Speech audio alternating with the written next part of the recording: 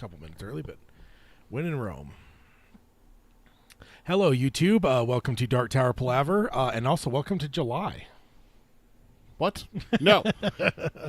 It's still April. What are you talking about? It is now July 1st as of this recording. We just recorded a hangout yesterday, which is very strange to record a July hangout in June, but it is now July. So welcome to July. And Utah, the weather is finally catching up to us. We've had a nice mild spring and early summer, but kind of hot in these rhinos. Yeah, it's going to be like 100 degrees tomorrow. So that's no fun. But How do we have no Ace Ventura sound bites? That is true. I mean, you just made the list. Yeah, I was about to say it's a matter of coming up with what we actually need to use for sure. But yeah, Ace Ventura, it is surprising there isn't any in there. But yeah, we're here for Roundtable 138. Feels like it's been a minute, but I don't know if it really has. I guess it's been a month since our last roundtable. But yeah, let's go ahead and hit the old intro and get started here. The Dark Tower by Stephen King. The man in black fled across the desert, and the gunslinger followed. Go then. There are other worlds than these. Death, but not for you, gunslinger. It's time we had our own Palaver, I think, and it's going to take a while. And yet, dauntless, the slug horn to my lips I set, and blew. Child Roland to the Dark Tower came. We are content, one from many. Let the Palaver begin.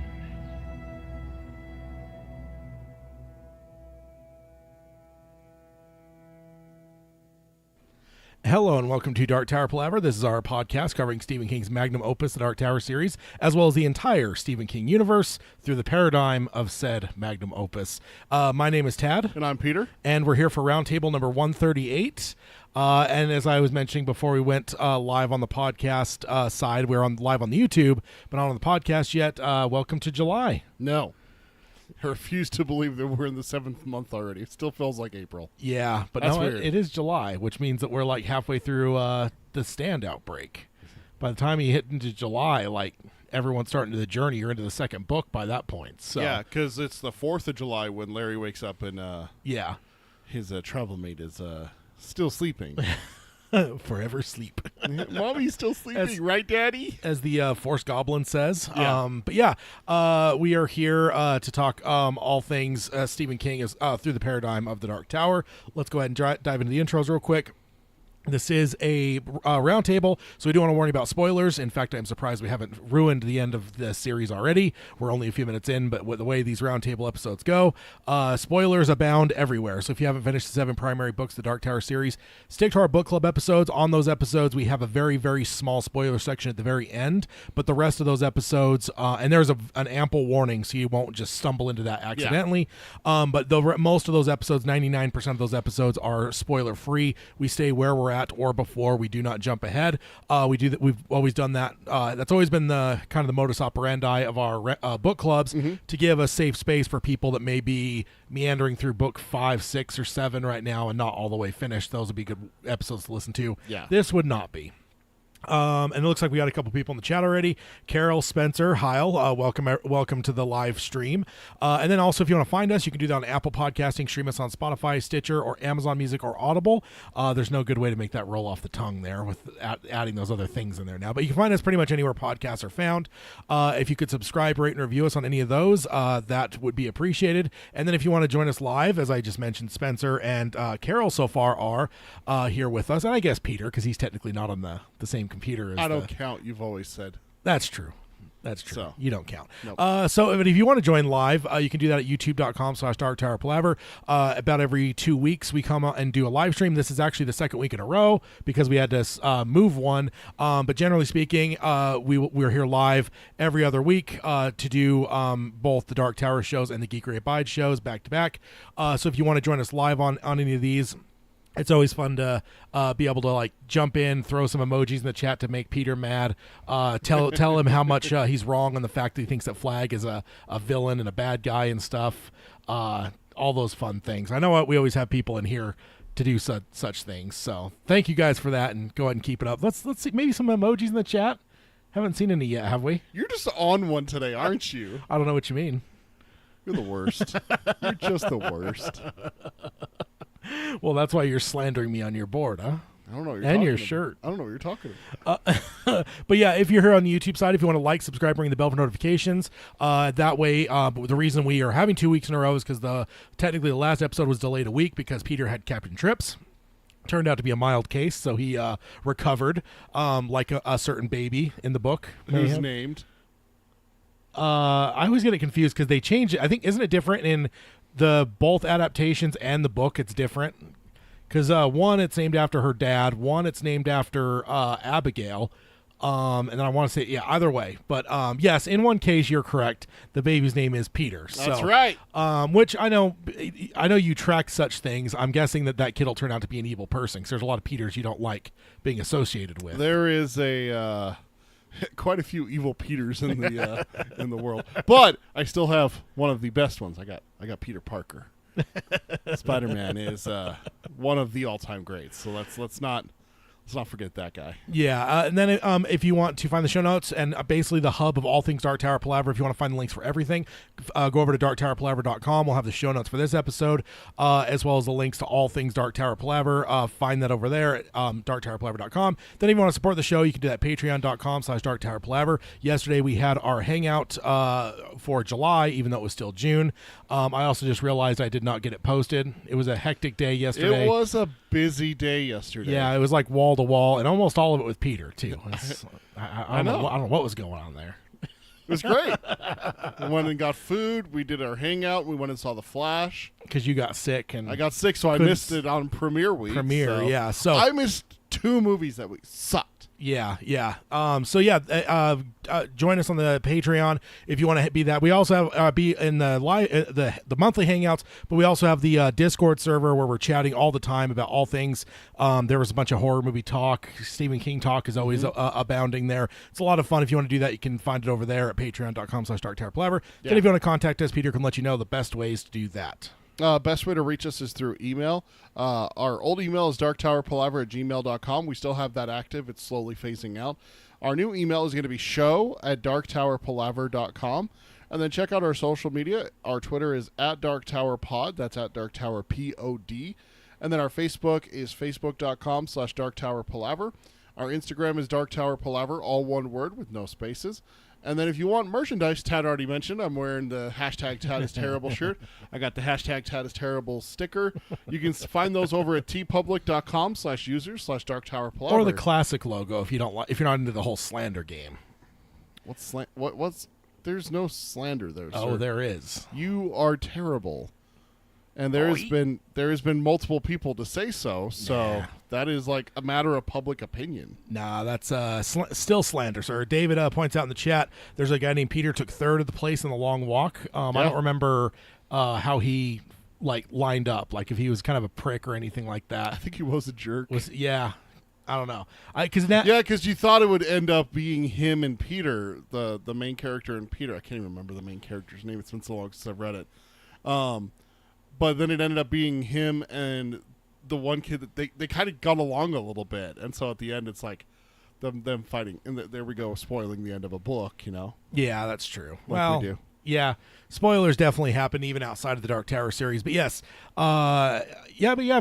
Peter Goldsmith is Franny's dad. He is one of my favorite in all of The Stand. Yeah, they didn't, make Peter they didn't flip the mom character into the dad's role. So, you do have that. And then calendar-wise, let me go ahead and pull it up and take a look. So we are currently on the 1st.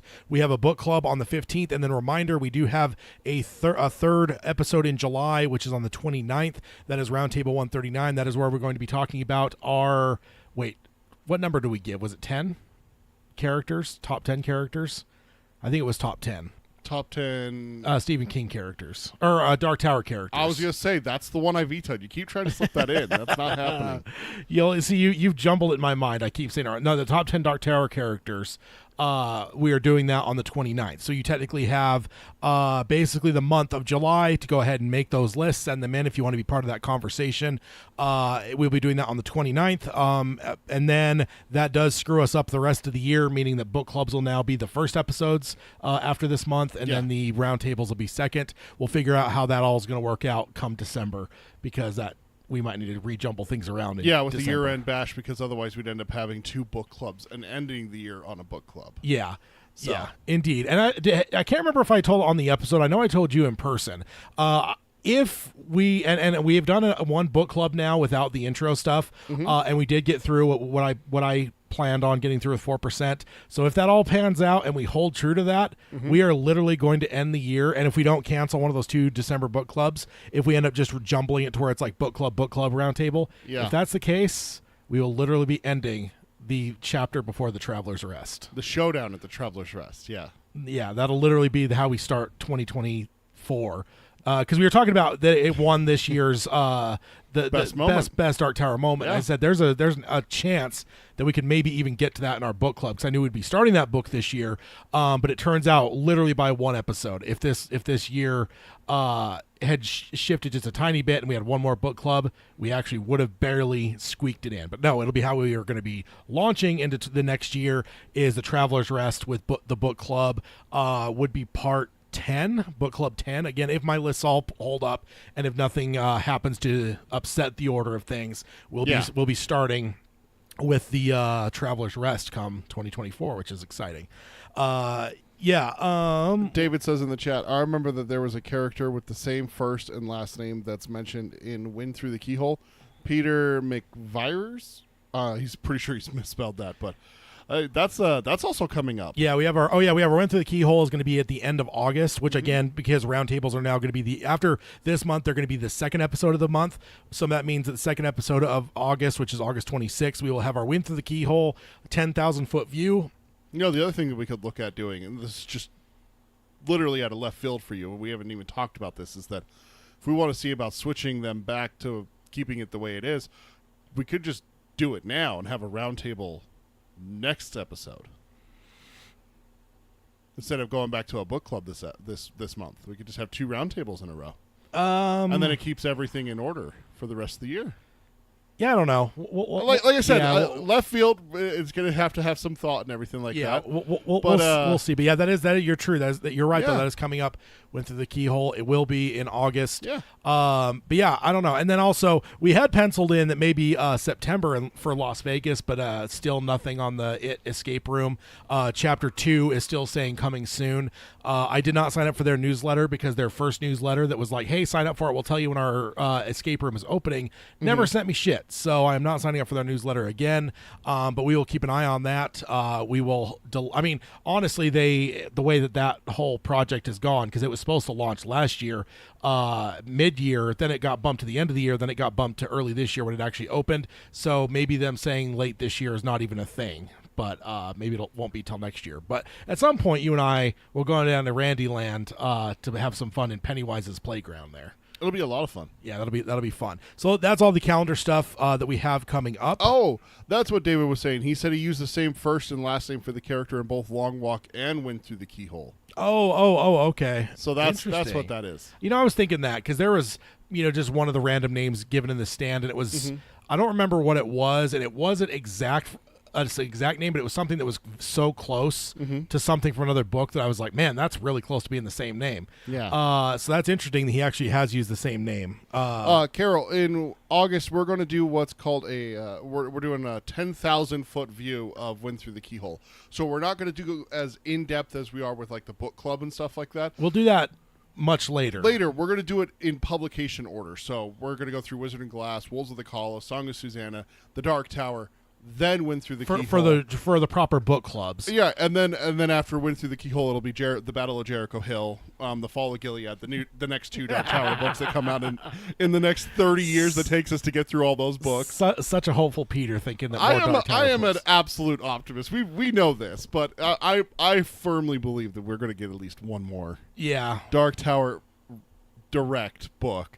Whether it's the Battle of Jericho Hill, the Fall of Gilead, the Height of Gilead, whatever. Yeah. I imagine there's one more. The Tech Corporation. There's something there for King. Yeah. So, Carol, the idea came up a number of months ago, I think, if memory serves, where we talked about just kind of having an episode where we just have a quick palaver in one episode covering just the whole thing for Win Through the Keyhole. The whole book to hold us over, because we were both kind of thinking about, one, neither of us have read it for a while, and two, it's just such a good book, and I don't think we've ever given it the same kind of talk. I mean, I think most of the other books we've talked about to some extensively, all 7 at some point in round table form, one way or another, except for that one. So we're going to do that to tide us over, because God knows how long it's going to take us to actually get to Win Through the Keyhole in the proper book clubs. That might take a while. Yeah, Carol says the turtle is calling. Yes, indeed. I'm excited for that too. I was thinking about today too. I think I might even throw the audiobook on and give it another try. Oh, I'm absolutely doing the audiobook. I actually was just thinking while you were talking during the intro stuff and a little bit after that, is that I need to get on that, because if I'm going to listen to it, I need to make sure that I'm listening to it not while driving and not while working. So you can take notes. So I can take notes. And I'm like, man, when am I going to do that? Like, where do I have in my schedule that works? Man, I do laundry every Friday morning. That takes an hour and a half. Plus, you usually chill and play video games. I can put on that Sunday on. Or whatever. Yeah, exactly. I can put that on instead of turning on like a show or something. I just have the audiobook going and everything. But I just think that now I got to go and see how long it is, and I have how many weeks if I'm doing laundry every Friday. I got work to do. I got homework to do, Tad. Another thing that crossed my mind just talking in the realm of this, and I'm not saying this is something I would do, because I don't know if it's necessarily I don't want to say if moral's the right word, but there's an ambiguity to whether it's ethical is the right word. With AI's stuff the way they are, one could theoretically extract Frank's voice and do all the other books. That's all I'm saying. I mean, it wouldn't have the same performance, because it wouldn't be him, like, whatever. But I don't know. I thought about that. I was like, theoretically, someone could use an AI to maybe have Frank read books 4.5. Could we go get his family's permission to? I mean, I think the only problem there, though, is it ultimately would never be as good, because he wouldn't be doing voices for the characters. The AI would not know how to do all that, There are new right? characters, yeah. Well, I mean, it wouldn't know how to do. It wouldn't know. I don't think it wouldn't be smart enough to know, like, oh, this is Eddie, and then go and extract the Eddie voice from Frank. You know what I mean? So it'd probably just be. It would just jumble all the different voices together. I think it would just be all Frank's voice, most likely. Would be my guess, his straight voice. Okay. But yeah, no, I had that thought where I was like, man, that'd be interesting. Yeah. Now I will say, I don't think it's ethically ambiguous necessarily to say that maybe some excerpts might be done in Frank's voice from AI. That might be an interesting. See what it sounds thing. like. Yeah, like imagine the calling of Roland at the end of the tower. Yeah, imagine that in Frank's. Oh, because Frank's standard voice is Roland's voice, really. Like he doesn't change his voice for Roland at all, like he does for Eddie and stuff. And Susanna, he changes his voice too. So and Jake, I think he just tries to like sound younger, like he like brings up his pitch a little bit and stuff. So no, it's just a thought that I had with the AI stuff. I mean, we got Frank in our intro for the next. Geekery, or for the Geekery Abides intro, using AI, and I was just like, who knows? Yeah, Frank? Yeah. I thought it was James Earl Jones. No, at the beginning of no, that's right. Right. Mixing up the parts. Yeah. Indeed. So let's go ahead and jump on in. We've got, let me go ahead and change the slide. I actually just kept the slide the same way as it was last time. I just changed the details underneath because we have a Flanagan Dark Tower update. Okay. And this is a small one, but I can't say that it didn't get me giddy a little bit. And I also thought maybe I'll just leave this. For one, I like the picture. For two, I don't know, we guess call it Flanagan's Dark Tower Update Corner until things heavier happen. If there's any small things, we could always just plug it in here, kind of like Hat Watch type thing that we had back in the day. So this is Mike doing a Q&A at the Tribeca Film Festival, and Justina Ireland asked him to name his dream project, and his answer was, and I will have a link. This is kind of all over the place. I think I saw EW, Deadline, Variety, but EW had the best actual just straight text of the thing, so I actually pulled it from them. Just one answer, because she asked him, what's your dream project? He says, The Dark Tower is the one that I want to do the most. I have the rights. And then he says, then this is where it gets interesting. He says, we're on strike, which we already know. He said that. Sure. He's not going to move forward with anything while everything's on strike. He says, but I'm very optimistic that we're on a great path with that. We have good partners. Wait, what? That's the part I fixated on there. I don't know what that means. What do you mean, partners? That's what I'm wondering. And he was being very optimistic. The last set of quotes that we had, where he was like, "I'm very confident that it's going to happen" and stuff. Well, wait. Hold on. Well, there's more of the quote. Okay, let me just finish it, and then we can circle back. He says, "We can't talk about it, but I think it's going to happen. I can't say for certain, but we're looking good. So I'm hoping that's up there." So we had like the preliminary lunch or dinner with someone. It looks really good, and then the writer's strike happens, and now we can't talk about it because it's not finalized. Here's the other thing: is the strike thing. I didn't bring this up last time when he talked about that he's not doing any more development because of the strike. Here's the thing. Now, I will say somebody could have their own ethical whatever, but the way the WGA outlines it, if someone is working on a spec project, which means that it's speculative, it means I think that this would be a good thing. Let me go buy a book from an author. I'm going to write it. I don't have anybody behind me. I'm going to write it and then try to sell it to someone. That's called speculatively developing, so spec script. If you're doing a spec script, that is not covered under the WGA for a strike because you're not working for anyone. You're just developing your own thing. If you're hired, if I come to Ted and I say, hey, I want you to adapt this book, write a script for me. That's where you're on strike. Here's a pay up front, and then we agree upon a salary for when you produce the script and how many rewrites and all that kind of stuff. And that's what's on strike. That's what's on strike. So, but doing it speculative, and I didn't mention this last time, even though I knew it, because again, there is ethically maybe someone's like, even the spec side, they're like, no, I'm not going to do any spec stuff because we're on strike. Technically, it would be advancing the spec along, whatever.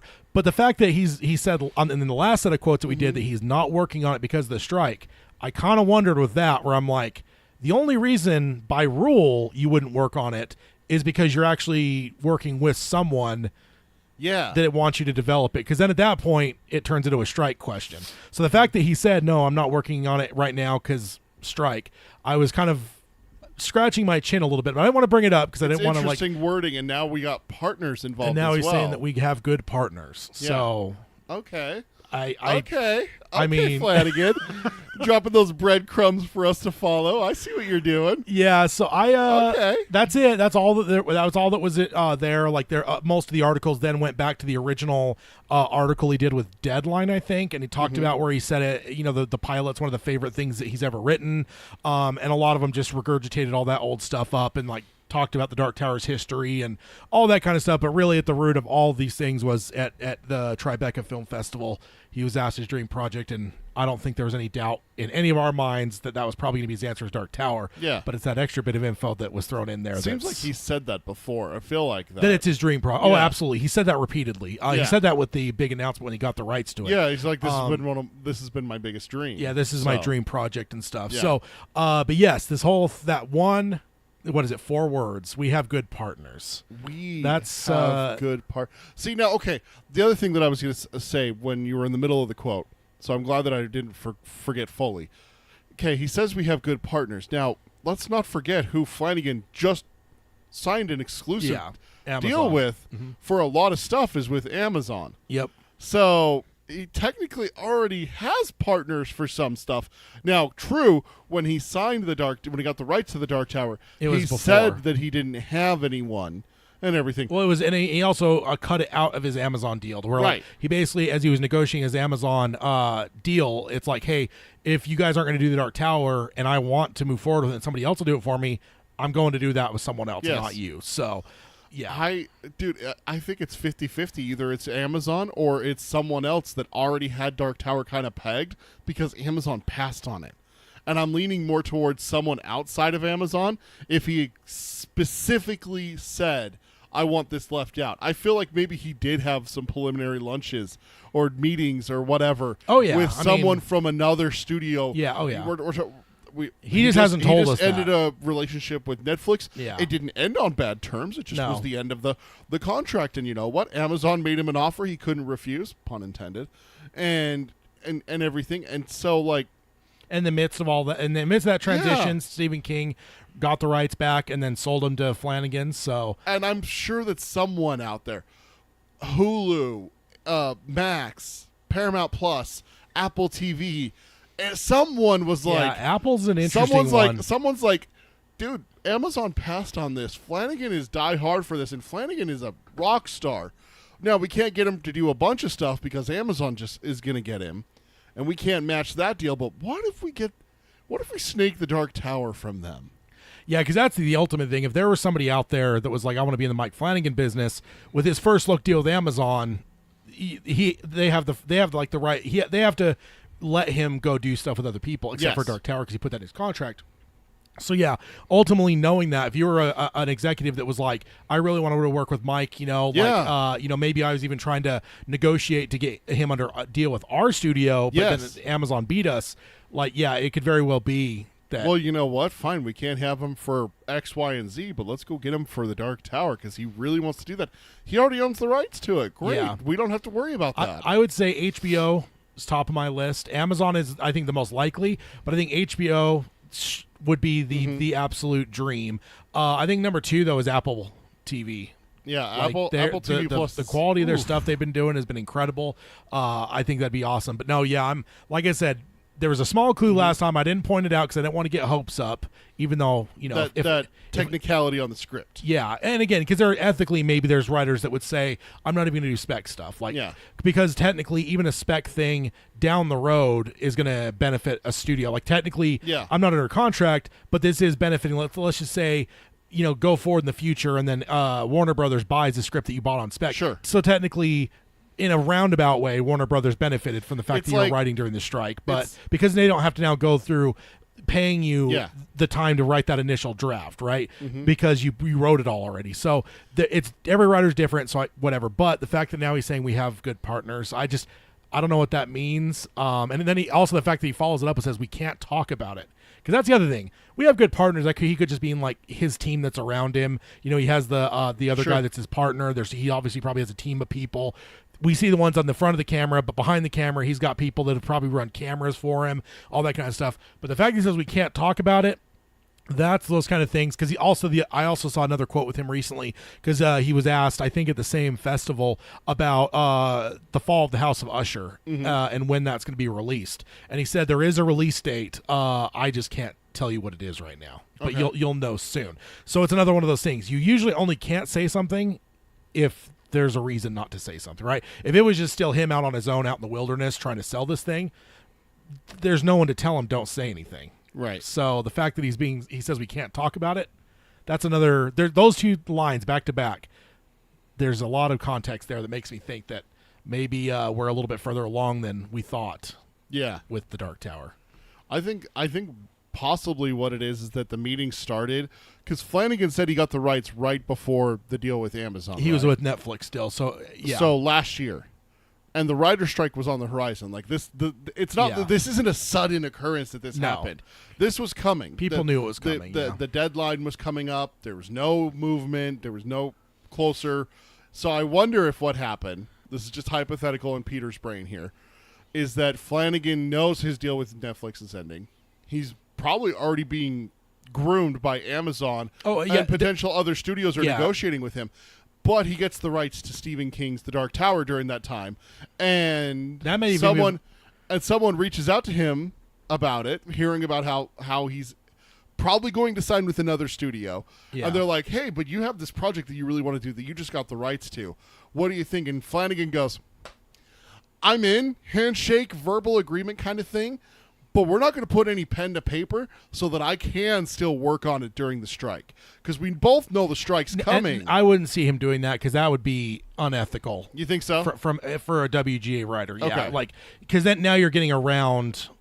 You're But basically. maybe it's just cheating maybe it's just in the back of his mind that he's like, look, hey Ted, like Tad from HBO. Look, Tad, I know that you want to talk about some stuff, but I got a feeling we need to wait a few months to have this conversation because the strike's coming up. Because I feel like Flanagan wants to work on the Dark Tower so much that he's going to try every avenue to keep that option open for him. And again, we don't know how he feels about what were those scripts called? Like spec scripts. Spec scripts. Yeah. Like if he's considering it a spec script and he considers that ethical to still work on during a strike, we don't know how Flanagan personally feels about that. But I'm assuming that he feels okay about that with this hypothesis that I have. And that he's like, look, you know what? It's great. I understand you want to sit down and meet. You know, the strike hasn't started yet, but let's wait till after that's resolved. And I wonder if that's where it kind of sits, is that there is someone lined up, but they just haven't had the official meeting yet. Yeah, and I even wonder because again, like he was kind of probably the bell at the ball with the success he's had at Netflix. Mm-hmm. It wasn't just like Amazon's the first one to call. I'm sure he had a lot of meetings, a lot of studios, and I wonder because I mean, even before, let's remember the timeline. Even before he got the rights, he's been saying for like the last year that Dark Tower is his dream project. So he all through. I think it's even longer than that because all through The Haunting of Hill House, all through Bly Manor, all through what's the one that I watched? The Vampire Midnight Mass. All through those he's said it throughout all of it that he would love to do Stephen King stuff, and then it narrowed down and he started saying Dark Tower towards the end of those. Yeah. So it's not like a new thing for him. It's not like out of the blue. So what I wonder is if while he's being wooed by all these different studios, if maybe there was one that was like, not only want you to sign an exclusive with us, but we want to do the Dark Tower.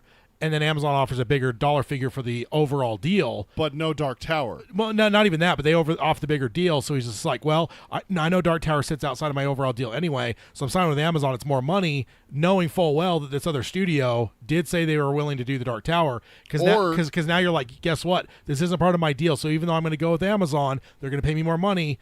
Dark Tower is outside of this. So if you still want to be in the Dark Tower business, we can still do it. Or a real likely alternative as well is that Amazon's like, hey, I know you're all excited about the Dark Tower, but we already passed on that, dude, so no thanks.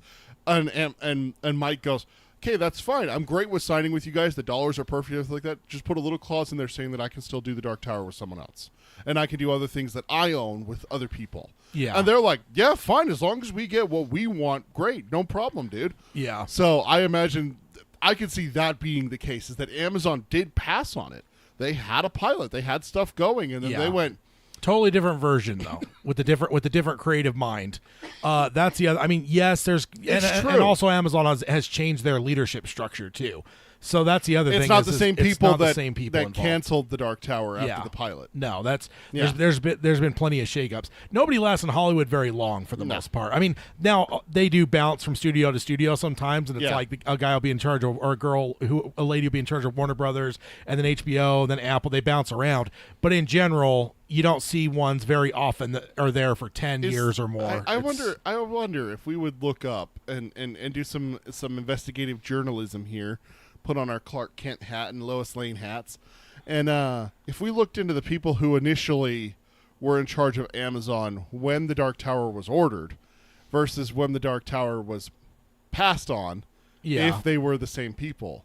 Because they did have the shakeup from the top, but they also had lower shakeups during, because we questioned it. I remember on the show, we questioned, do we know if this is going to affect the Dark Tower at all? Like Greg Mazan? Glenn Mazzara. Glenn Mazzara. Yeah. Glenn Mazzara is it going to affect Glenn's and his Dark Tower? And nothing came. And then a few months later, it got canceled, and there was the big shakeup. So was it the same people? You know, that kind of thing. Also, the people that requested the Dark Tower, where did they go? Yeah. That might be an interesting thing to go look at. The other problem, though, is it's not just a one-person thing. There's there's development execs that are below the main person. So who knows? Yeah, there's no way to really know that except for working in that industry. It could be one of those situations where he goes into a room, Glenn Mazzara, and he pitches idea. Half the people say no, half the people say yes, and then there's like the three guys who actually make the decisions, and it was all three of them were like, yeah, let's do this. And those three could have ended up at different companies. Yeah, for sure. But one of them could have been like, God damn, that really sounded interesting. And now at his new company, he goes to people at that company. Let's just say it's HBO, right? He gets hired on at HBO, and he's mentioning to his new boss, like, hey, when I was at Amazon, we were looking at this show and it was really great, but they're idiots and they passed on it. And then his boss is like, and then Mike Flanagan got the rights. Oh, like there's so many different scenarios that this could play out. Yeah. But him saying partners is just like lit a fire in my brain. Oh yeah, no, it's very exciting.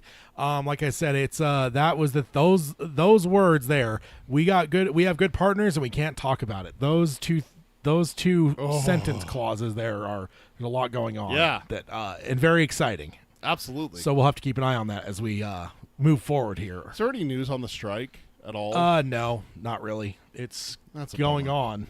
It's still going for That's sure. sad. The last thing I did here was the actors union is potentially going on strike soon. Oh boy. So that would be hard because that would shut everything down, right? Because writers, you could always kind of stock up their work, but directors and actors, like if those ones go on strike, like you're completely screwed. Everything shuts down. Who's going to be in the pictures if you don't have any actors? Yeah, exactly. So we'll see on that. All right, so that's one exciting thing. We have another little exciting thing. In light of the sad news, I don't think we'd mention on this show. I think we mentioned on the other show last time that Cormac McCarthy passed away. So then the headline I put up on this is new King story revealed in light of Cormac McCarthy's death.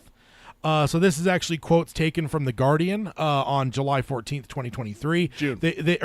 June. They're talking about Cormac McCarthy's death, and they basically compiled a bunch of quotes from all different famous people responding to his death, and one of them was Stephen King. So let's go ahead and look at that one. I also did want to mention, but before getting into this, King actually did tweet as well immediately after the news broke and called Cormac McCarthy the greatest American novelist of my time. Wow. That was King's phrasing there of how he eulogized Cormac McCarthy. So now to quote from this article from King. So all of this is verbatim straight from King. It says, earlier this year, while Cormac McCarthy was still alive, let me see. Let me zoom in a little bit here. My zombie eye is having a hard time with the small text. I had an idea for a story called The Dreamers. I wrote it while I was reading Cormac McCarthy's penultimate book, The Passenger. The story that emerged was very much under the influence of McCarthy's prose. I was, in fact, almost hypnotized by The Passenger, as I was when I was reading McCarthy's novel as All the Pretty Horses and his masterpiece, Blood Meridian. Because my story was very much in McCarthy style, I dedicated it to him. And he says, every story is a locked door. Sometimes, not always, but sometimes, style is the key to opening it. That was the case with The Dreamers. At one point in it, I wrote this, and he actually gives us a little taste of what this part of The Dreamers. So we're actually getting a little bit of it here, along with the announcement. Unpublished stuff, okay. And the one thing I'll point out, we don't know if this is a novel, short story, novella. We have no idea. So all it says is story. So we don't know what this might be. But here is the excerpt that he gave in this kind of eulogizing of Cormac McCarthy. Quote, he looked like a bird colonel I knew over there in that other world, watching through his binoculars as the F-100Ds and the Super Sabres of the 352nd came in low over Bean Hoa, or I don't know how to say that, Vietnam, pregnant with the fire jelly that they would drop in an orange curtain, burning a miscarriage in the green, turning part of the overstory to ash and skeleton palms. The men and women too. Them calling nay to no one who could hear them or care if they did. So, yeah, very brutal and interesting there. And so then he goes on here. This is just back to King, not the story itself. He says, that is not McCarthy. I simply do not have his talent. But it would have been an impossible passage to write or even think of without him. It shows not just his influence, but the spell he casts over both his readers and those writers of lesser abilities who admired his work. He was, simply put, the last great white male American novelist. And then the last bit here, he says, although his prose undoubtedly owes something to William Faulkner, he even became Faulkner's he eventually became Faulkner's equal, if not his superior. From Blood Meridian in 1985 on, his prose take on an almost biblical quality, hallucinatory in its effect, evangelical in its power. If you have read him, you understand. If you have not, there is no way to convey the loss I feel, even though he died at a good age, a patriarch's age, and he did his work with the patriarch's unflinching strength. He is a loss. He is a loss to the American imagination, but as McCarthy himself may have said, quote, "I gave you the books, and the books remain undimmed and undaunted." So kind of cool. Yeah. Also, I like King's humility there, saying he's a lesser author and saying he doesn't have his talent and stuff. But yeah, so I don't know what The Dreamers is. Again, we don't know if that's a novel. We don't know if it's a short story, novella. Who knows? But it is something new that King is writing. So wow, maybe something that's coming after Holly. Yeah, could be next year's book. Could be, yeah. Welcome, Baraki. I don't want to hold my breath that it's a novel, though. So I'm just gonna say, in my mind, it's a short story. Sure. If it turns out to be a novella or a full-on novel, then hallelujah, I'll take it. But I can't hold my breath that it's a novel. That it turns into a short story. That'd be a punch to the gut. That'd be a heartbreak. Oh man. Hi, Baraki. But yeah, so that's so I do think we forgot to mention Cormac McCarthy on this episode. I think King. I wanted to grab that King tweet that he had tweeted, but I think I forgot. So we mentioned on Geekery Abides, but not this one. So yes, rest in peace to Cormac McCarthy. I've never read him. I'm definitely thinking about it. I've always heard his stuff's very challenging, though.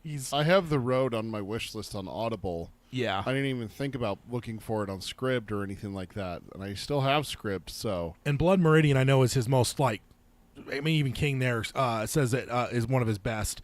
No Country for Old Men would probably be high on my list because it's one of my all-time favorite movies. So. I didn't even know that was written by him. Yeah, it is indeed. So. Based off of his work. I mean. Yeah. So that would probably be my first one. And then from there, The Road and Blood Meridian, I know for sure. Everything beyond that, I don't know. But maybe I'll have to delve in. Well, King just mentioned one there. What is it? All the Pretty Horses or something like that? Yeah. Wherever that went. I've lost it now. That's all right. But yes, kind of cool though. We got new King announced. Well, not even announced officially, but Yeah, when I look up McCarthy on Scribd, the top three are Blood Meridian, The Road, and All the Pretty Horses are the top three. Okay. Recommended. Yeah, and let's also remember, isn't this how we learned about Holly? As well, was King was just matter of factly in an interview said I'm working on I was working on my next story and it's based and he mentioned Holly in some way to where and then it was months later that we got the full on announcement that yes, the next novel was going to be titled Holly and stuff. So yeah, this could very well turn into the next novel. So we'll see. That means we're only since it is July. That means we're only 2 months away from Holly. Yeah, I mean we are very beginning of July, so yes, they got 2 very long months. Yeah. When is it? September? Mid-September? 18. I'll look it up on my Audible because I have it on there. I was gonna say I think it's about mid-September if I remember. Actually, no, I have the content count, and I think I put Holly on there because I did finally build up a formula so that it won't count. It is September 5th actually, so early September. Oh, see. But I built a formula finally so I could put Holly on the list without it actually counting against people. But the day that book comes out, my formula should then trigger that one to count. So okay. Right now it's showing 74, but it'll show 75 come September 5th. So Holly is September 5th. So we are not super far from it, but we do have 2 more months to get through. The 2 ego months, right? 31 and 31. Julius Caesar and Augustus that said I want a month, and Caesar got one, and then Augustus I'm not getting one that's short, so make sure mine's 31 days as well. So we got to go through 2 31-month days, not 30. Yeah, not 30, and definitely not 28. But yes, so that is that one. Let me get back to my list here, and then next up we have a story on the Boogeyman, which we will talk about a little bit later. We saw it after our last roundtable, or was it roundtable? Yeah, we just did a book club last week. Okay, yeah. So it was the last roundtable. We ended up going to the Boogeyman the night after. I don't remember why now, but we were later that night, or after the episode. It wasn't before, because usually we would see it like Thursday or Friday night. We couldn't do Friday. Everyone had issues. Something going on Thursday and Friday, so we ended up having to see it Saturday right after we finished recording. Yeah. So this one though, Stephen King horror movie, The Boogeyman, scares up 20 million worldwide in its worldwide debut. This is from John Squires from Bloody Disgusting on June 5th, 2023. And it says on the opening weekend, The Boogeyman ended up third in the box office rankings. Not bad for a horror movie that's coming out in the midst of a summer blockbuster time period.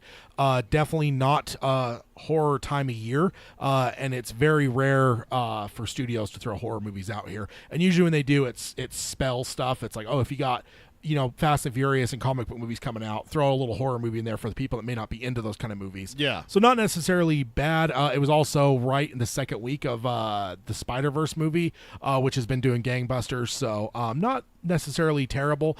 It ended up taking in 12.3 million domestically and 20 million total worldwide on the opening weekend. I also saw a tweet or another article, I can't remember where, that says this was actually the best Stephen King opening since Dr. Sleep. And it's not necessarily that Dr. Sleep was a good opening either. We all know that was a disappointment. This was probably a much cheaper movie than Dr. Sleep, though. But apparently, since 2019, not that we've had a lot of King movies, but apparently most of them have been pretty poor when it comes to box office. The only one that came to mind was Firestarter that I remember. Did you say that The Boogeyman came out during Spider-Man's release? Yeah. No, Spider-Man came out after it.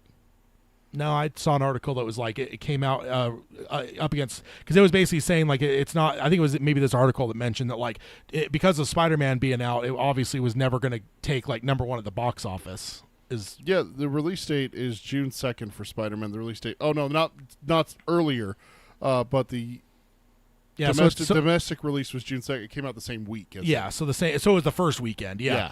It had some stiff competition, but I was pretty surprised. The best opening since Dr. Sleep, because what have we had? Firestarter for sure. I remember seeing that in theaters, but what else?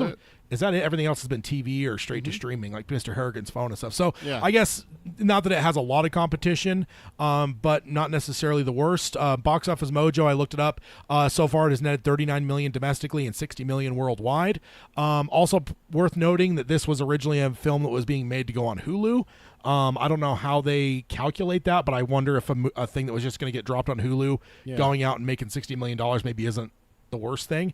But that's the box office on Boogeyman, which we had talked a bit about as it was coming out in the last couple months. So next up, or actually I wanted to throw the chart up because I did take off the Boogeyman, but figured I'd throw it on up here and let everyone see kind of what we all have technically on the horizon. I did take that off. I have also dimmed out the monkey now that that's not a new one anymore. So nothing new to look at necessarily, but I took the Boogeyman off. Last time you took off, a while back, you took off Salem's Lot. Yeah. Because we're considering it dead until we see something on it. Exactly. So I hope we can see it, man. I do. I would like to see it. I'm not saying I don't want to see it. I'm just saying that it seems like it's dead. No, I know. I'm just talking my hopes of like I've given up a lot of hope on it, but my hope is that we'll still see it at some point. But I don't know, man. The radio silence is troubling. Usually you don't get radio silence about movies from a studio. So next up we have just a little opinion piece here talking about the Fairy Tale movie adaptation, and this is from Carolyn Jenkins from Looper on June 22nd, 2023, and the title is Stephen King's Fairy Tale movie adaptation will only work if it embraces its horror elements. There's not really a lot of spoilers in here. There is maybe some small things that it mentions that, I mean, I guess you would assume anyway. Like, there was nothing in here that made me think like, I don't know if we should like it. I don't know. It's Stephen King, so I don't think there's anything that she says here that isn't something you probably would have assumed. And Fairy Tale came out last year, right? Yeah, it came out September of last year. Pull my list up again. September 6th, 2022. So those are only going to be first week of September for a new book from Stephen King confirmed for every year, right? One of these days I want to go through and actually calculate it out now that I've got months and days for all these things, because I will say as I was building this list out, there are a number of dates that are kind of consistent that you kind of see books released on. And yeah, so far only one day apart, and obviously the dates have to change because usually books release on Tuesdays. So although I guess that would actually mean that it should have gone up a day, right? June 6th last year and June 5th or September 6th and then September 5th. Shouldn't it have gone to September 7th to be a Tuesday? Or am I calculating that wrong in my head? Let me pull up a calendar. I'm just talking logically. Usually doesn't the... September 5th of 2022 was a Monday. That was Labor Day. No. 5th is this year's. Oh, so 6th was a Tuesday. Yeah, so 5th this year would be a Monday, right? Or am No. I calculating that right?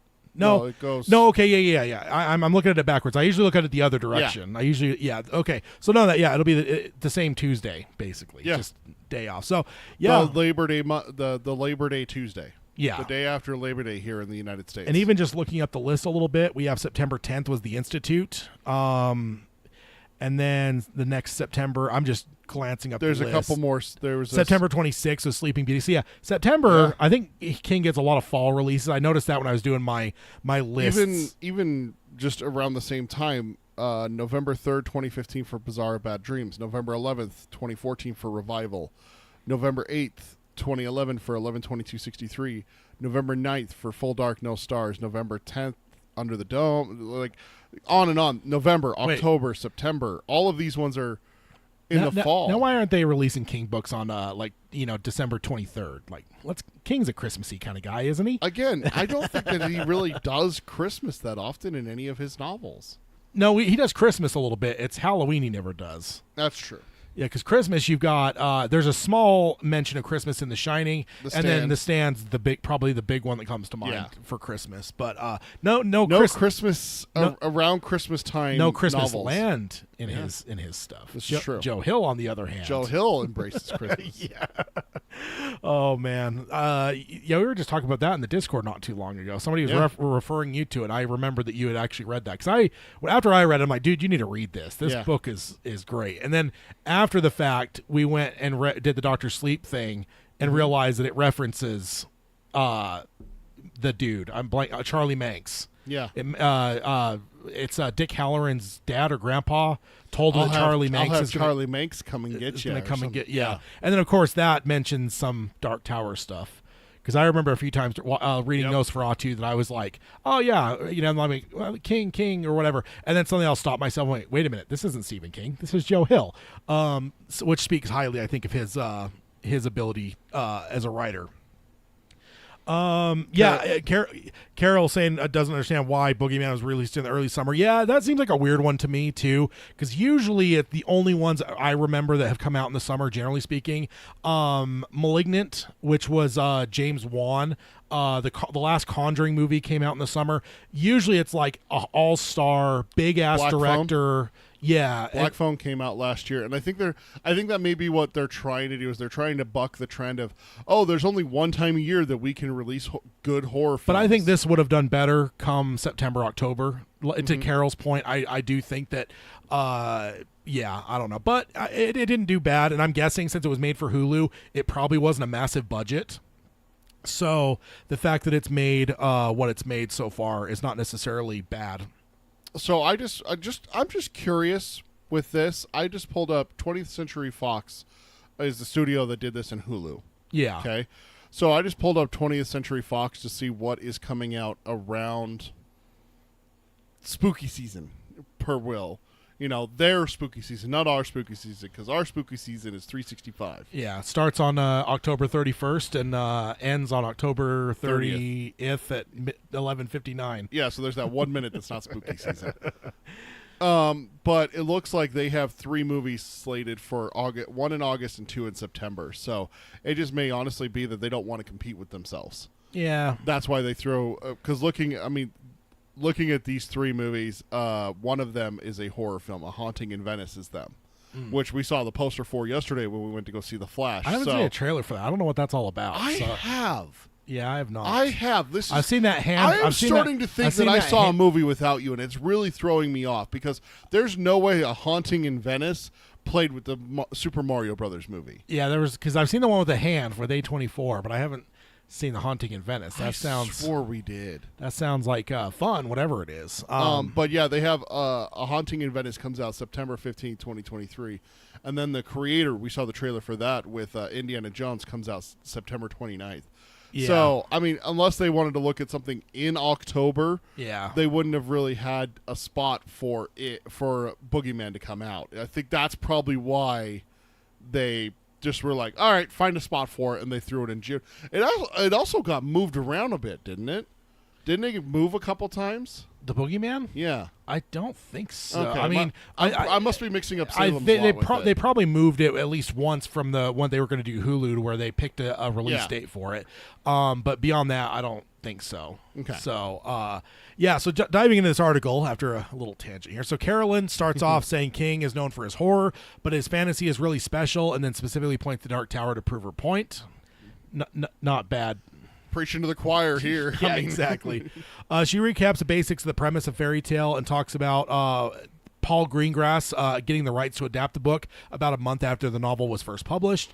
She does point out that despite Empus being the land from which all of our fairy tales come from, this story is still very much a Kingian story, and he puts the fairy tale genre through his ringer and includes some horrific imagery. And like that's what I'm saying, like, I don't think that's really a spoiler. If there was anyone going into this going, this is going to be like a Disney thing, like, you're an idiot. Like, it's still Stephen King. It's still Stephen King, for God's sake. She says that the film adaptation will not work if they are not true to doing that. And I would highly agree. Like, if they're going to try to, like, dull this down and not be the macabre, even gross Stephen King that he always is in every freaking thing for the most part, come on. Like, you got to be that if you're not. Just don't take the King out of a King adaptation. Is basically what she's getting at. She recalls how King's motivation was to write something that made him happy during the pandemic lockdown, which is funny to remember because we actually heard all those interviews. We didn't know what the story was, but he talked about when the pandemic first happened, he's like in lockdown and stuff. He's like, I just wanted something that would like be an escape and make me happy and stuff. And it turned out that ended up being fairy tale. Yeah. And then she says, and happy for him might not be happy for the rest of us. Which, I mean, it is for me. For us. Yeah. I mean, I don't know if you get as much joy and happiness from the dark and macabre as I do. I think you're close though. You've come a long way. You're not squirming like Hayden or anything. Every once in a while, I laugh at stuff more often now. Every once in a while, something will get you though. Oh yeah, but I didn't. Did I ever get got at anything in Evil Dead?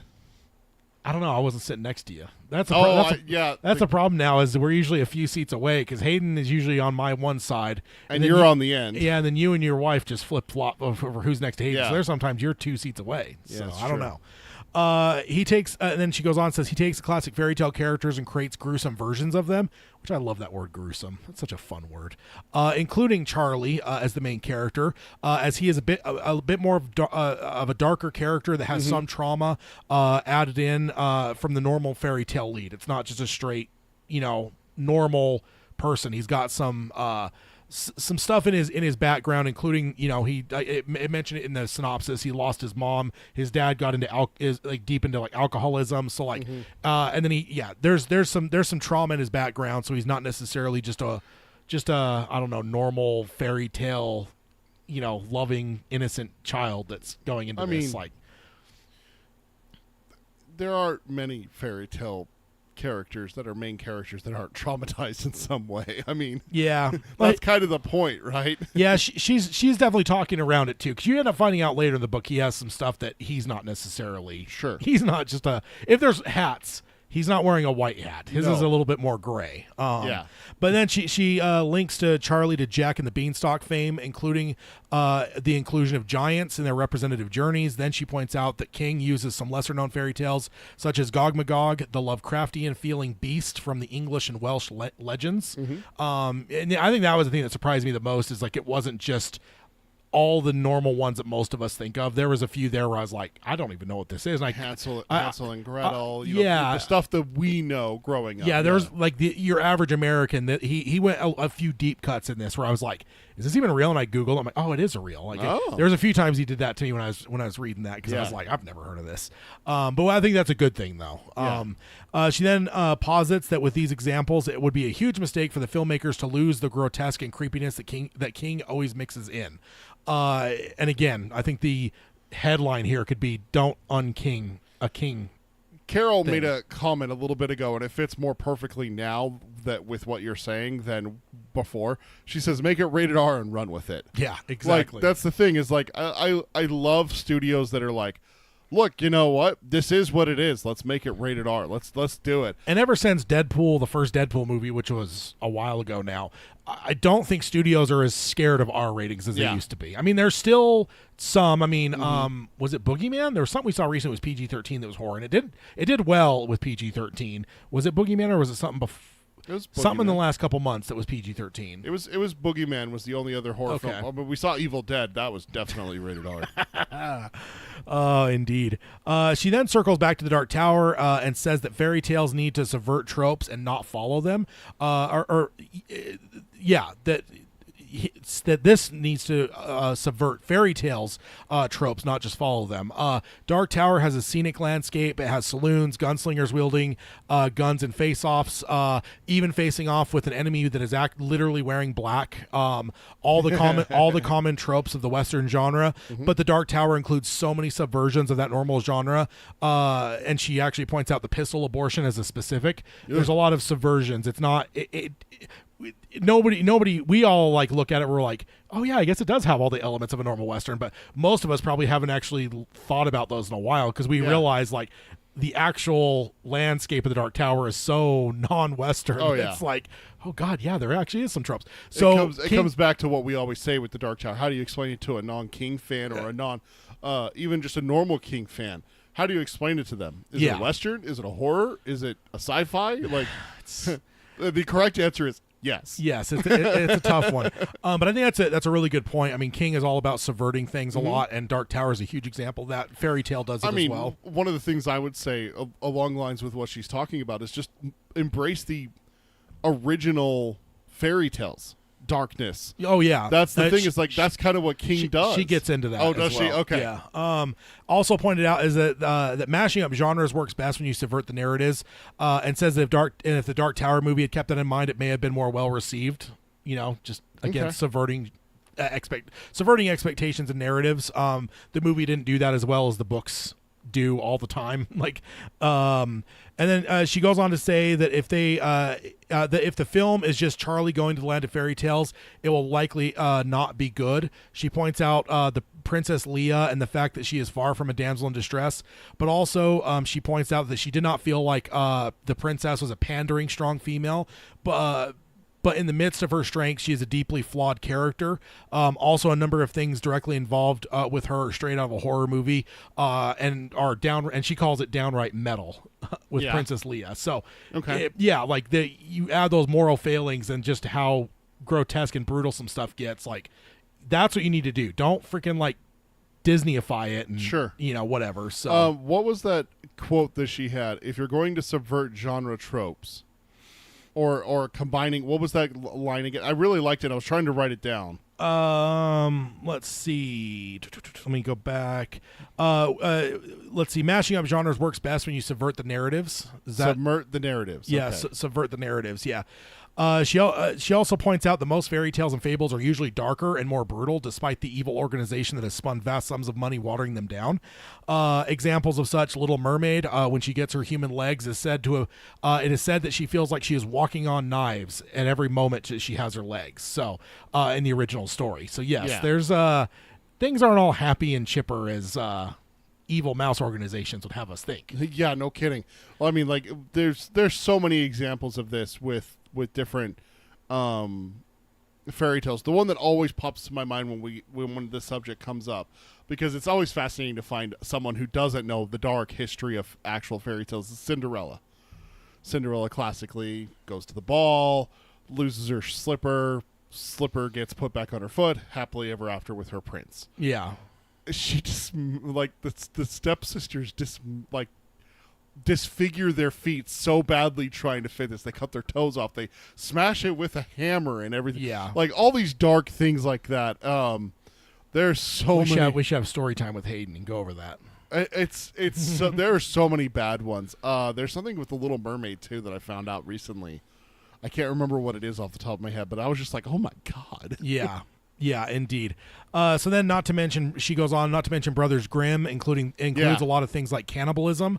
And then she mentions the 2020 film Gretel and Hansel, which embraced all of that, all while showing plenty of satanic imagery, feeling on par with The Witch. And I think that's an interesting comparison to this. I still haven't watched that. I don't know if I was just super tired. I didn't necessarily dig it a lot.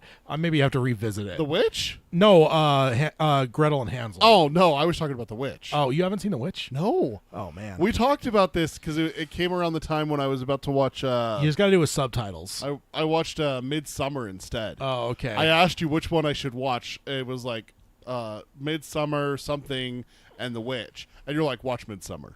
Because that was brand newish.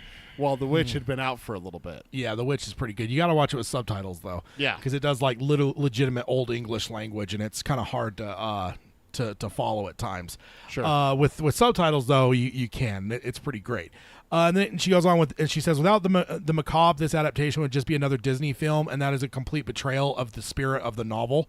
And then she goes on, and in the last portion, she points out even the most promising adaptations in the hands of the wrong writers and directors always end up destined to fail.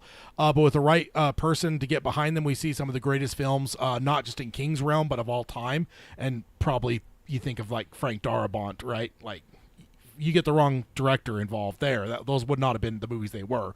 But Frank gets there, and you've got some of the greatest films of all time with his 3 King adaptations. So, right. Yeah. And then she finishes off, says, Greengrass does seem to be taking the project seriously, and she mentions some of the quotes, which we actually covered, that he gave when they announced that he got the rights to the book. And King is also a fan of him as a filmmaker, and if Greengrass embraces the horror elements, she believes that Greengrass will succeed, where a number of films, including The Dark Tower, have seemed to fail when it comes to King. Sure. Because I would say, man, if you're talking batting averages with King stuff, like...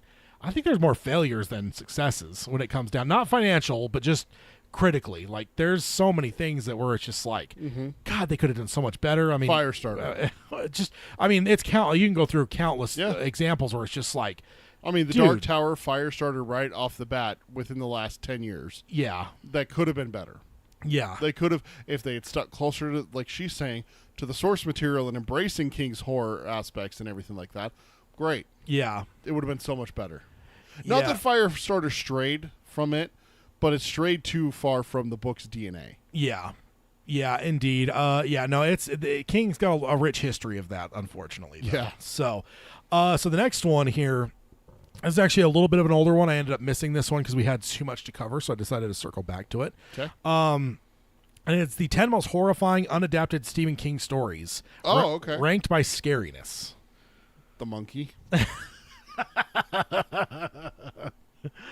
I mean, and that's the other thing too. Scary is kind of like funny. It is very subjective. So, scary for you is monkeys and beasts and whatnot, but for other people, maybe not. They might be more afraid of and things under the ground. Let's not forget tremors. Graboids. Graboids. Does a graboid maybe count as a beast? It's a large monster that wants to eat you. I mean, it isn't traditional. It's also very traditional. The big thing for me that gets me is the ambush predators. Yeah. You know, I'm not a fan of werewolves that, all of a sudden there's a giant fucking wolf that wants to rip your throat out. So the raptor, you're not into raptors then? With the whole from the sides and their front ones sitting there luring you in. Clever girl. Raptors are freaky, man. If you actually just did like a Jurassic Park movie with raptors, this is a pure horror movie, like that'd be pretty legit. That kitchen scene from Jurassic Park traumatized me as a kid. Yeah. Oh, yeah. I was terrified of soup ladles. That's genius. I love that. That is amazing. My deepest fear that came out of that was underpaid IT tech people. Oh man, so this is from Megan Hemingway from Screen Rant on May 7th, 2023. Oh, we're going back a ways. Yeah, it was back in May. So I will say I think I kind of forgot a little bit too. Well, I guess that's only a couple episodes, right? It's only been one episode. Yeah, so that's indeed. We're okay. You're okay, Ted. You're okay. So some of these I know you know. I don't know if you know all of them, but let's go ahead and dive in. Number 10, she starts off with The Girl Who Loved Tom Gordon. fucking love that book. Yeah. I love that book. What's your thoughts of it as an adaptation? Do you think it would work? I guess that's what I kind of want is like just gut check. Same thing with the chat. If you guys, if there's ones you guys have read, what do you guys think? Is it a good pick, bad pick? Is it one you'd like to see adapted? I know you've told me you want me to read it, but adaptation, because there are some where you may even like a story where but you're like, I don't know if it'd be a good adaptation or not. Do you think this would be I think this one would be great as long as they get the right actress. That's the big thing, is that it is going to depend on a younger actress. How old is she? 12. Okay, so I believe. So like junior high age, not like high school age. Okay, because I kind of know the gist of the story, but I didn't know when it says girl that could be a 16-year-old or that could be a 10-year-old. Like it's hard to say who gets left in the forest here. But it says The Girl Who Loved Tom Gordon is a 1999 novel that followed a young girl named Trisha who gets lost hiking on her trip with her family. After several days in the woods, wandering deeper and deeper, Trisha begins having hallucinations, ranging from her favorite baseball player, Tom Gordon, to supernatural elements, including the evil wasp-faced god of the lost. This story is particularly frightening because it plays with the ideas of what is real and the reality of getting lost in the forest. A film adaptation was planned in the early 2000s but fell through and has now been picked up once again in the past few years. I think we've maybe talked about that, but Jesus Christ. I just Googled The Girl Who Loves Tom Gordon just to find out her age. She's 9. Oh, even younger. Even younger than that. So, yeah, critical to have a good young actress then. Yeah. For that. You can age her up a little bit. That honestly would be fine. Yeah. But you just said that it was tagged for an early 2000s film adaptation. According to Wikipedia, although George A. Romero was attached to write and direct a film adaptation, plans for it stalled in October 2005 before his death. Oh, man. George Romero was going to do a Stephen King adaptation. I Holy wonder shit. if Fluffy would have shown up. If there's hallucinations, why not? Just have Fluffy show up. But yeah, there. the thing with this one, this is one of those ones where a lot of people would be like, "Oh, this is like Gerald's Game. You can't make it. It has one character." Because the story is that it's her mom, her brother, and her mom and her brother are fighting as they're hiking, and so she drops back, says, "Hey, I'm going to go to the bathroom," steps off into the woods, and gets lost. Yeah. Can't find the path. We were just and talking everything about like that the other day about the whole national parks missing and 411. stuff. Yeah, exactly. And so it's one of those ones where it's like, yes, there are other characters in the movie, and then there's the hallucinations as well. You'd have characters there and stuff like that, but also you can have flashbacks. Yeah, and so there would be a pretty good cast. I would say probably about Pet Sematary size cast. Yeah. Gage, the mom, the dad, the sister, Judd, Church. That's a cat.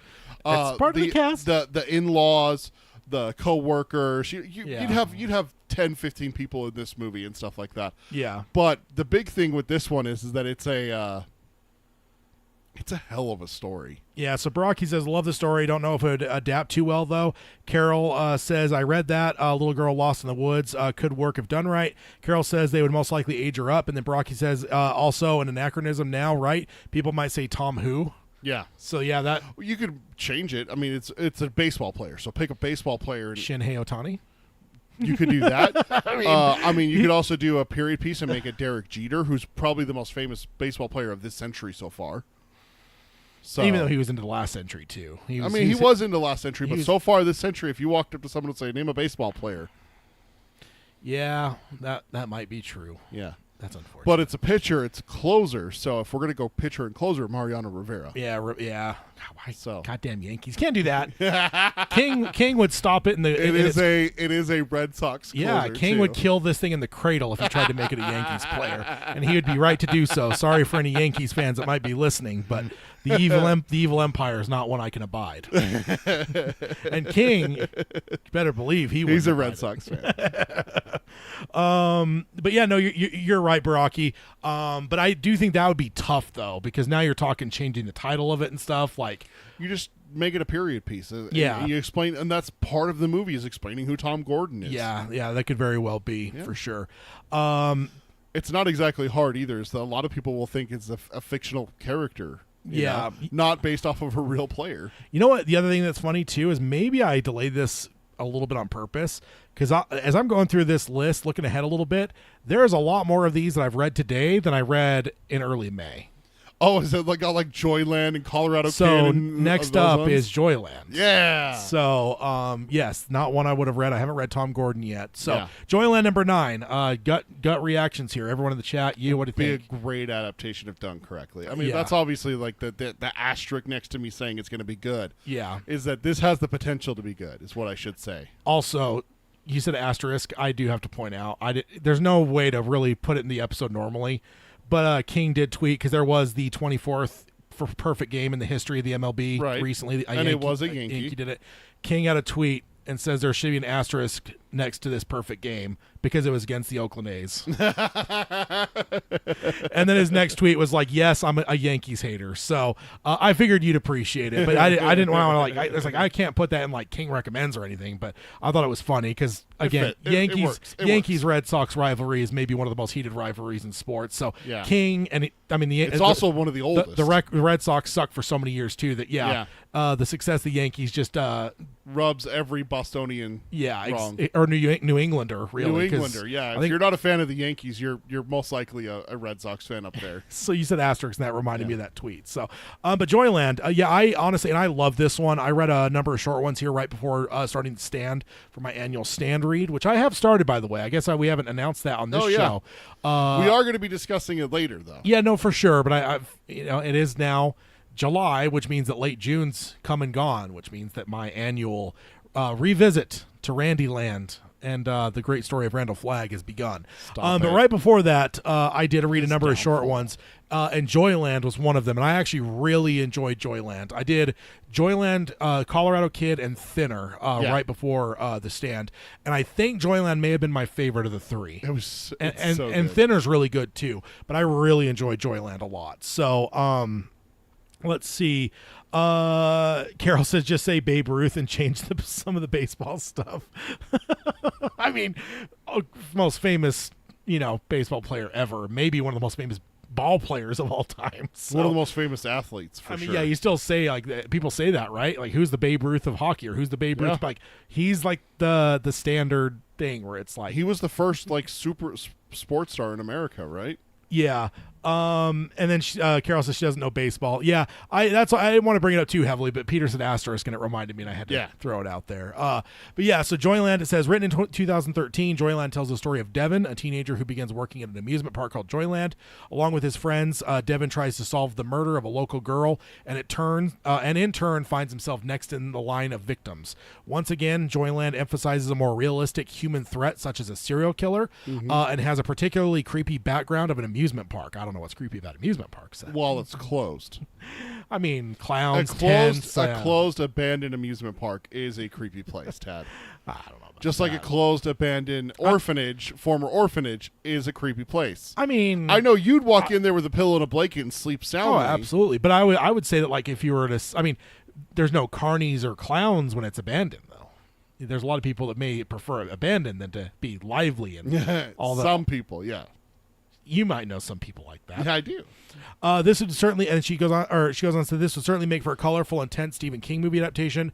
Joyland was supposed to be adapted into a television series on Freeform, but no development has been made in the past, or has made it past an initial treatment for the pilot. So no idea where it's going. What do you think? Do you think this would be a good adaptation, though? I mean, Oh, yeah. we love the story, but It's got the suspense factor to it, so that's what I'd be all about it. yeah, and I almost think. I think this almost, I could say, like, limited series for this, since it's like that spread over that, because it's over a year and a half or so, because he doesn't go back to school, so it's not just even one summer. It's like into the off season. So he skips the next semester and stuff. So it's over a period of time. So I wonder if you actually try to convey that a bit. Play up the friendships, play up like just what Joyland's like. There's a lot of cool stories, things he does for people, and whatever. Yeah. So I think that could make a good limited series. Absolutely. Is what I'd pick it for. And that's the thing, is like the whole murder thing. It almost felt like that wasn't even a main part of the story. Like, it felt like it was mentioned, and then like it got left away and untouched for so long that I actually didn't even know if it was going to come back to the murders. Sure. Like, it makes sense for a King thing that it might, But like the fact that it was so little until he really started to actually dig into like, I want to figure this out. I was like, okay, so we are going back to that. Then. Yeah. I thought it could have just been one of those like the overlook where it's like, oh yeah, all these murders that happened. Like, And then we never do anything really with that. yeah, they like it's not Jack's like, researching it, but we don't. exactly. It doesn't turn Yeah. into like ghost mobsters showing up and shooting at the people or any the Torrance family or anything. So. Yeah, filthy animal. So, yeah, Joyland though, I would dig that. I think that'd be a fun one. And Oh, yeah. and my facetious nature aside, I could totally see why people would be creeped out by the place. Oh yeah.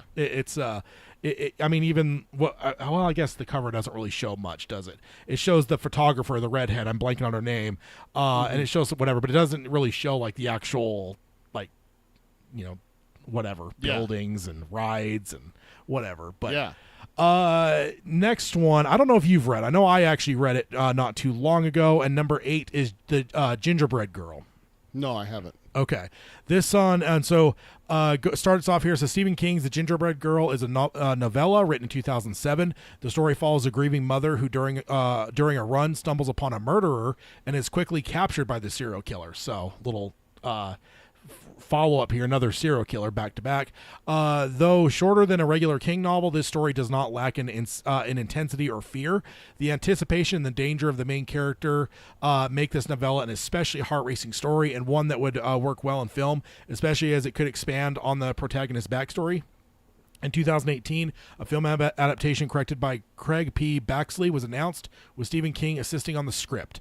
Don't know what that is at this point. 2018, obviously a lot has changed since 2018. Yeah. So the fact that nothing's come of it yet, I actually don't even know if that's on our board or not.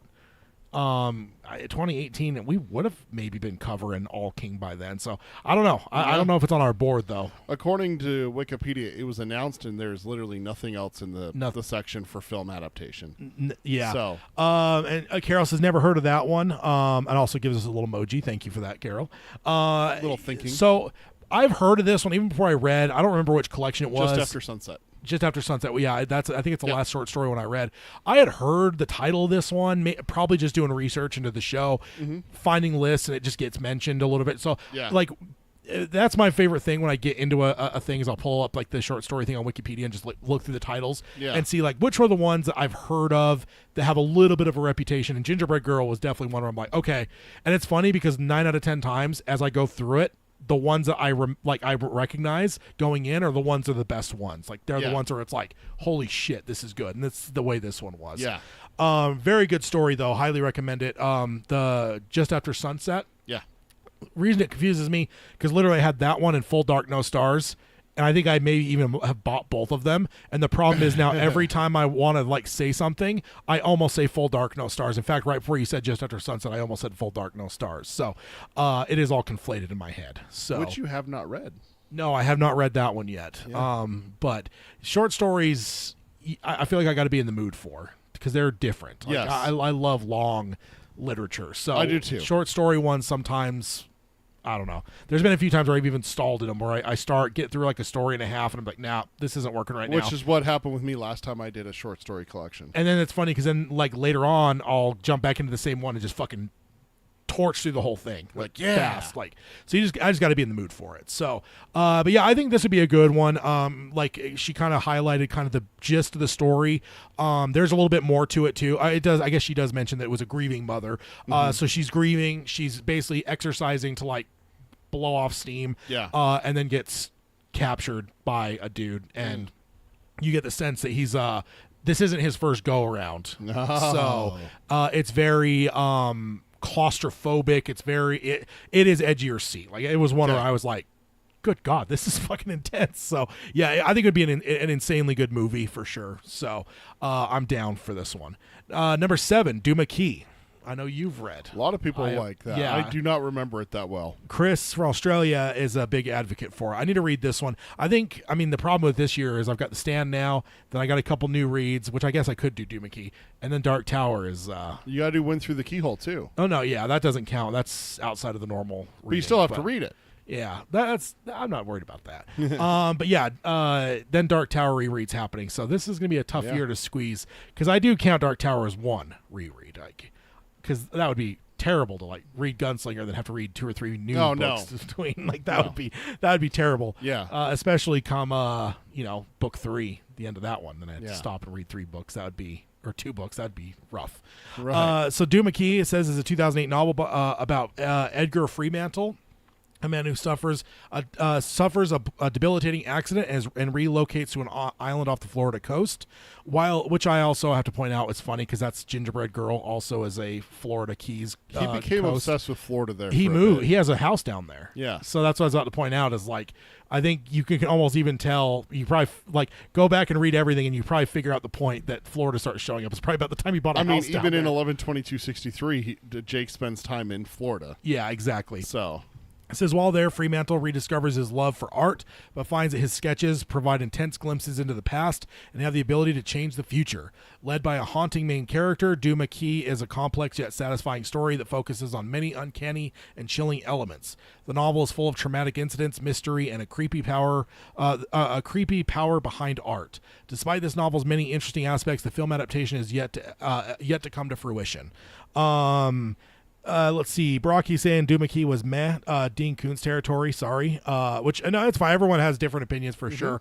Most people love The Long Walk. That one was kind of meh for me, but Yeah. I still hold that might have been my mood was not in it for that book. So, no, that's I mean, it sounds interesting, but she's keeping it vague enough that I don't know. It doesn't give me a lot there. So, what do you think? Do you think it'd be a good adaptation?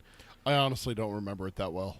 Okay. Like, I've read it once, and it was during a whole big slate there. I actually think I read Doom McKee, and then I read Later and Billy Summers. Okay. Right Well, Carol after just that, says, so- I love Doom McKee, have read it several times. Carol, what do you think? You think it'd be a good adaptation? But yeah. I think you'll be the expert at this. Well, yeah, Sprocky's not into it as well. Peter doesn't remember it. I haven't read it, so we'll have to see what Carol thinks for the verdict on it.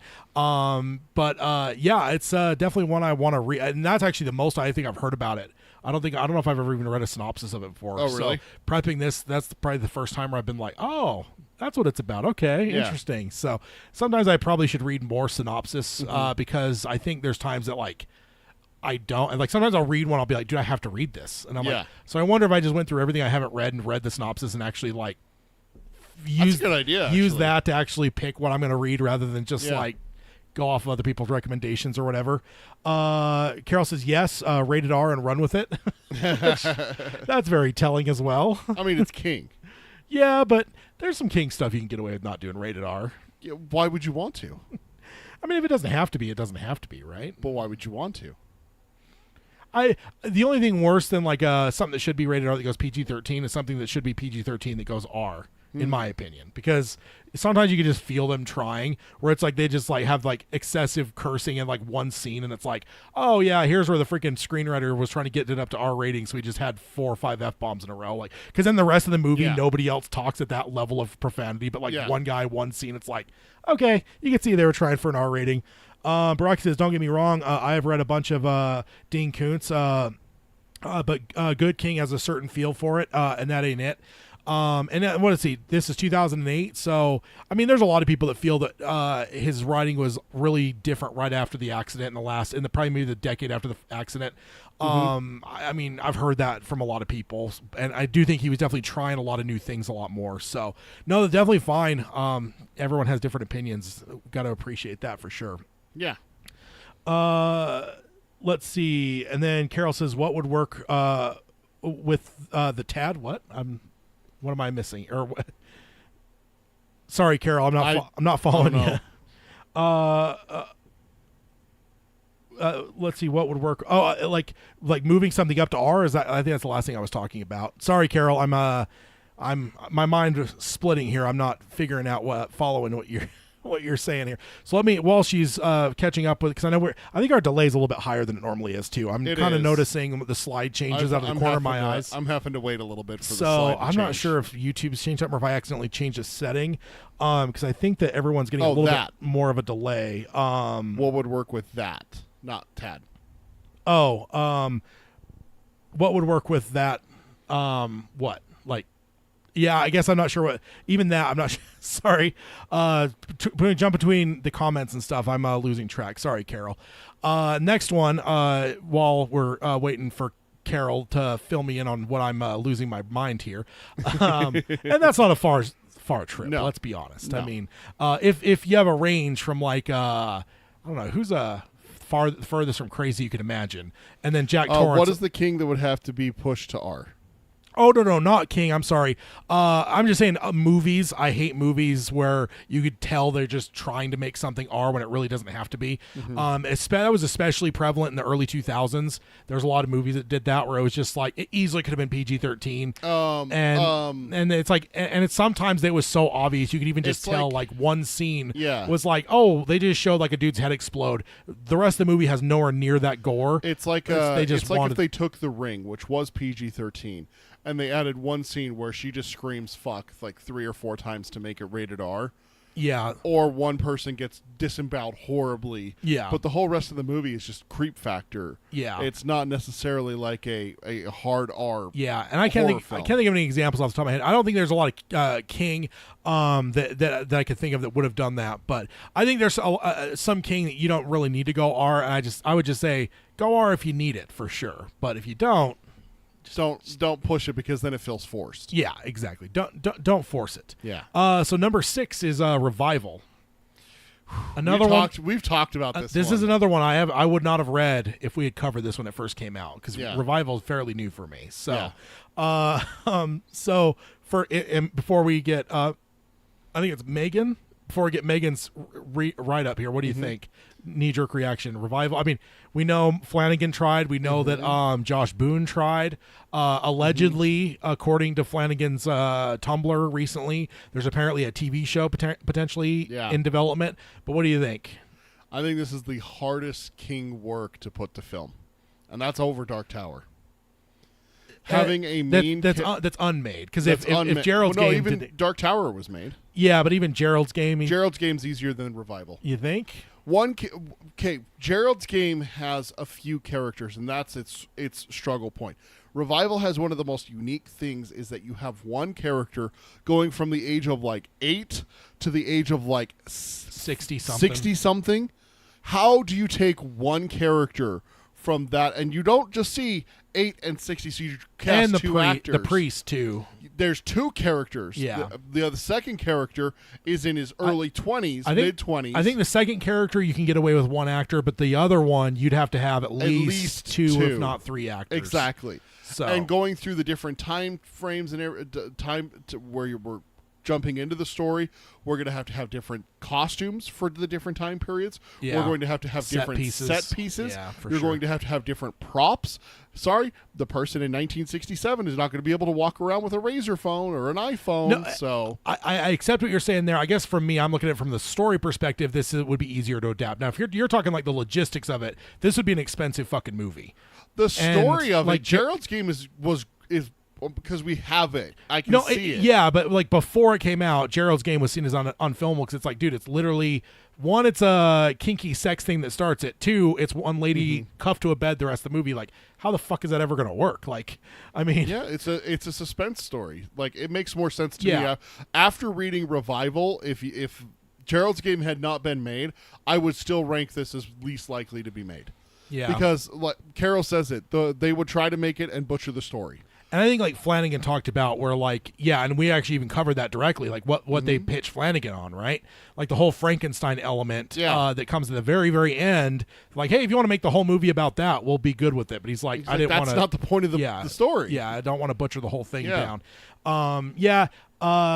I would be excited if it were, because if this were done right, this would be incredible, and it would be like. Don't get me wrong; it's not me saying that the story is bad or anything like that. Yeah. It's just I don't see feasibly after we talked about it a couple times with TV, like the dollars and cents and everything like that. TV is where it's different though. It's just hard when you recast your main character, when you have a different actor playing the same character. Even from one season to another, that is jarring for audiences. You were preaching to the choir because I had been saying that for how long about Dark Tower with the Amazon series. The fact that like how are you going to recast the lead? Like that's insane. Yeah, we have Sam Stryker playing a young Roland. Like it's one thing if you have a season of the Dark Tower where we have Roland telling about young Roland, and then we have a young Roland get cast, and he's there for that flashback season. But it's different when you start with that there, yeah, and then cast a permanent Roland. The one thing I'll point out, though, House of the Dragon, it may have changed that entire realm of thinking, because they actually recast the couple main characters because they played them young, and like for the first 5 or 6 episodes it was the younger actors, and then it's episode 6 or 7 somewhere in there it changes to 30-something-year-old actors. Sure. So I'm not saying it would be easy still. I'm just saying that even Tad that was jumping on the table saying they will not recast Roland. Sam Strike is going to get aged up and be used if this picks up, because how the fuck do you recast a lead? I will say that reality's changed a tiny bit because now House of the Dragon has proved people can actually follow that a little bit. But I think they also told people up front too, because even before the season started, they were telling people like, hey, we're covering like a 30-year period in this show, so guess what? There's going to be some actors that are going to change over the show. So I think they tried to prep people. They tried to like... There is also a dedicated fan base to that series. Certainly, is that, Game of Thrones established the people who are watching House of Dragons is people who like Game of Thrones. Yeah. You're probably not pulling in a ton of new fans to a show like that. No, it'd be King's name. You'd have revival. You'd have King fans coming in, and then people who are like, "I'll watch a King thing," that aren't. Yeah, like and then having to deal with a recasting and everything like that. This would be one of those where it'd say like Stephen King's revival. It wouldn't be like revival with like Stephen King on the bottom of the poster. Based on the story. No. This would be like Stephen King's revival. Yes. But I do think TV changes the equation a bit, and it makes it a little bit more feasible because, I mean, just in general, because you're going to get like triple the amount of time out of hours wise. Yeah. The budgets are bigger. So if they do TV, yes, absolutely, I can see it being possible. But a film, one solitary film, it's like if they tried to do Shining and Doctor Sleep together in one film. That's the equivalent here for revival for me. I don't think it's possible. I get it more now that I've read it and totally, but I still think it'd be kind of I don't know, just, if nothing else, because of a few story elements that I would love to see on screen. Oh, no, don't get me wrong. Again, this is not saying that I dislike the story or anything like that. It's just simply talking that how's the likelihood and is it possible to make this? That's what I'm saying. Yeah, let me see here. Go ahead and change over here. Okay, sorry, my thing changed on me. All right, so we are. It's her write-up. Haven't even read about her. Yeah, her write-up. Her write-up here says. Oh, I deleted something. There we go. 2014 novel inspired by Mary Shelley's Frankenstein. Revival is a novel about a young boy and a minister who are weave in and out of each other's lives for many years, despite their seemingly innocuous concept. Despite this seemingly innocuous concept, the novel delves into the many dark subjects, including the loss of faith, the terminal illness, the afterlife. This is a Lovecraftian novel. It includes many difficult moments and events, and hinge on the horrifying idea that there is nothing after death. Overall, this is a very dark novel with no hope or happy ending. No hope or no happy endings. A film adaptation starring Russell Crowe was in development for several years until it was scrapped in 2020. So I actually didn't know about the Russell Crowe thing. I remember hearing about Josh Boone developing it and Flanagan developing it. I never heard a single thing about an actor involved. So I don't think I ever did it either. That's interesting because I don't even know which. I guess you'd put him as the priest probably. Yeah, like de-age him and then age him up. So the next one here, this one is an interesting one. I Am the Doorway.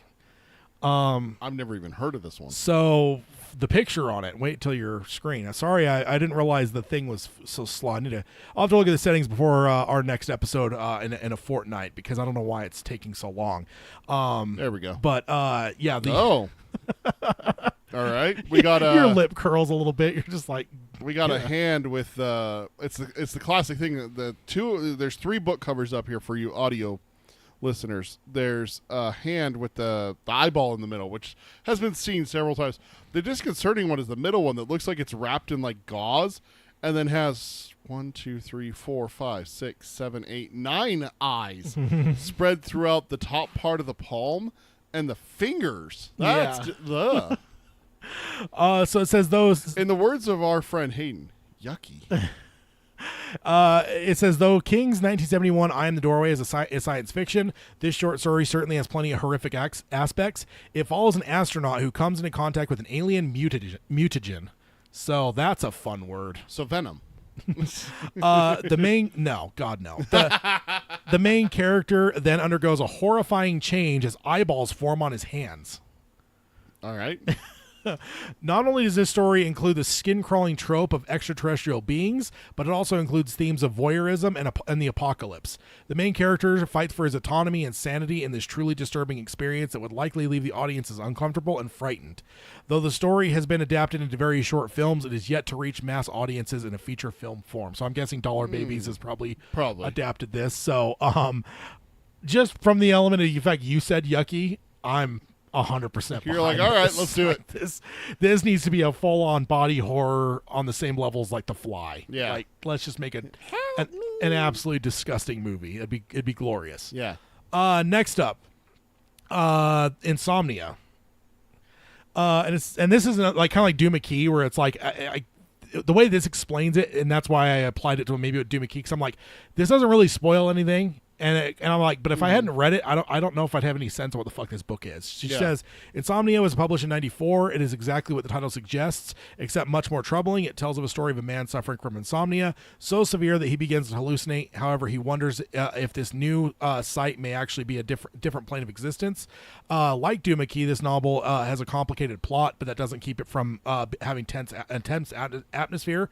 With a mix of supernatural elements and serious doubt in reality, Insomnia is a wild ride that would make for an interesting on-screen adaptation, especially considering how many connections to other King horror novels this story has. No film adaptation has ever even been discussed about this novel.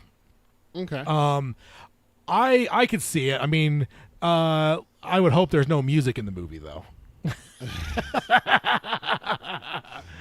Oh, because the music, such a bad audiobook. It's probably the worst audiobook like publishing wise, like it, or I guess production wise that I've ever dealt with. The music in it is absolutely ungodly. I will say that I don't know how this story adapts to film very well.